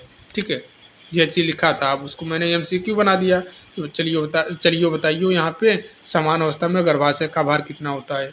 ऑप्शन रख दिया 30 ग्राम, 50 ग्राम, 75 ग्राम, 100 ग्राम, तो करेक्ट उत्तर हो जाएगा 50 ग्राम। ठीक है, अब जैसे यहाँ पे अब व्याख्या भी मैंने बना दिया कि समान अवस्था में गर्भाशय का भार 50 ग्राम होता है, लेकिन गर्भावस्था के दौरान ये 900 से 1000 ग्राम तक हो जाता है। ठीक है, ये चीज़ होता है। देखिए वहाँ पे लिखा था थियरी में, ये लिखा था, आपके बुक में लिखा होगा, गर्भावस्था के दौरान गर्भाशय की आकृति में क्या परिवर्तन होता है। वहाँ पे लिखा था कि गर्भावस्था के दौरान गर्भाशय की आकृति में पहले पायरोफार्म होता है, फिर गोलाकार होता है। तो मैंने इसको एमसीक्यू बना दिया है। ठीक है, पायरीफार्म होता है, फिर गोलाकार होता है, ये आपको ध्यान रखना है, ये इम्पॉर्टेंट है। ठीक है, पहले पायरीफार्म होता है, फिर गोलाकार होता है। गर्भावस्था के दौरान यूट्रस की आकृति पूछा है। ठीक है, क्या परिवर्तन होता है, तो पहले पायरीफार्म होता है, फिर गोलाकार होता है। यहाँ पे आप देख लेना, ये भी अच्छे प्रश्न यहाँ पे हम देखिए। 8 सप्ताह तक नाशपाती के आकार का होता है, 12 सप्ताह तक गोला आकार हो जाता है, फिर 28वें सप्ताह में फिर पायरीफॉर्म हो जाता है। ठीक है, फिर नाशपाती के जैसा हो जाता है, फिर 36 सप्ताह के बाद फिर गोलाकार हो जाता है। ये पॉइंट इम्पॉर्टेंट है। देखिए नेक्स्ट प्रश्न यहाँ पे देखिए, गर्भाशय की समान स्थिति क्या कहलाती है, तो आगे का झुकाव रहता है। Option number A. ठीक है, इंटरवर्टेड होता है। तब देखिए यहाँ पे गर्भावस्था के दौरान होने वाले, ठीक है, ब्रैक्सटोन हिक्स कंस्ट्रक्शन की विशेषता क्या है। कि यहाँ पे ये भी अच्छा प्रश्न है, गर्भावस्था के दौरान सर्विस गर्भाशय ग्रीवा में होने वाले परिवर्तन को क्या कहा जाता है। तो गुडेल साइंस सभी को पता है, ये आसान भी प्रश्न है, तो मैंने कुछ छोड़ा ही नहीं है, हर एक प्रकार का एमसीक्यू कवर कर दिया हूँ। ठीक है, पहले देखिए यहाँ पे गर्भावस्था के दौरान फेलोपियन ट्यूब में क्या परिवर्तन होता है, ये भी मैंने कवर कर दिया, क्या परिवर्तन होता है। तो सर इसका होता है क्या sir, option number A correct है, बी करेक्ट है, लंबाई में वृद्धि होता है। ठीक है, और संकरा हो जाता है। अब देखिए यहाँ पे कार्पल ल्यूटियम अधिकतम वृद्धि कब होती है, तो 8 सप्ताह में। ठीक है, ये भी मैं आपको बता ही दे रहा हूँ, पूरा हर एक टाइप का प्रश्न बना दिया, कुछ छोड़ा ही नहीं हूँ, कुछ नहीं छोड़ा हूँ। यहाँ पे देखिए गर्भावस्था में कार्पल ल्यूटियम में कौन सा हार्मोन स्रावित होता है। ठीक है, तो कौन सा हार्मोन, एस्ट्रोजन होता है, और क्या होता है सर, प्रोजेस्टेरॉन होता है। कुछ ही नहीं छोड़ा हूँ, कुछ नहीं छोड़ा हूँ भाई। गर्भावस्था के दौरान ओरियन साइकिल में यूट्राइन साइकिल का क्या होता है। ठीक है, यूट्राइन साइकिल का क्या होता है ये पूछा है, तो ये बंद हो जाते हैं। ठीक है, ये पूछा है, ओरियन साइकिल के बाद यूट्राइन साइकिल पूरी तरह बंद हो जाते हैं, क्योंकि गर्भाशय अब नए अंडाणु को निषेचित नहीं करता है। ये सारे एमसीक्यू अच्छे अब मैं थियरी भेज दूंगा, पीडीएफ भेज दूंगा, आप पढ़ लेना। ठीक है, उम्मीद करते हैं आपको वीडियो और एमसीक्यू आज पसंद आए होंगे। तो मिलते हैं नेक्स्ट वीडियो में। मेरा भी गला बैठ गया, मैं आवाज़ नहीं निकल रहा, आधी आवाज़ निकल रही है, आधी गले में ही रह जा रही है। ठीक है, लगभग 1.5 घंटे कंटिन्यू बिना पानी पिए हुए मैं वीडियो को शूट कर रहा हूँ। अगर मैं लाइव पढ़ाता तब भी ऐसे पढ़ाता, रिकॉर्डेड वीडियो दे रहा हूँ तब भी ऐसे पढ़ा रहा हूँ, क्योंकि रीज़न है, अगर मैं उठ गया, ठीक है, पानी पीने, तो फिर मुझ में आलस आ जाएगी, फिर मैं वीडियो शूट नहीं कर पाऊँगा, फिर सो जाऊँगा। रात को शूट ही करता हूँ और अपलोड लगा देता हूँ, ताकि दिन में आपको वीडियो मिल जाए। तो मिलते हैं नई वीडियो में, तब तक के लिए जय हिंद, जय भारत।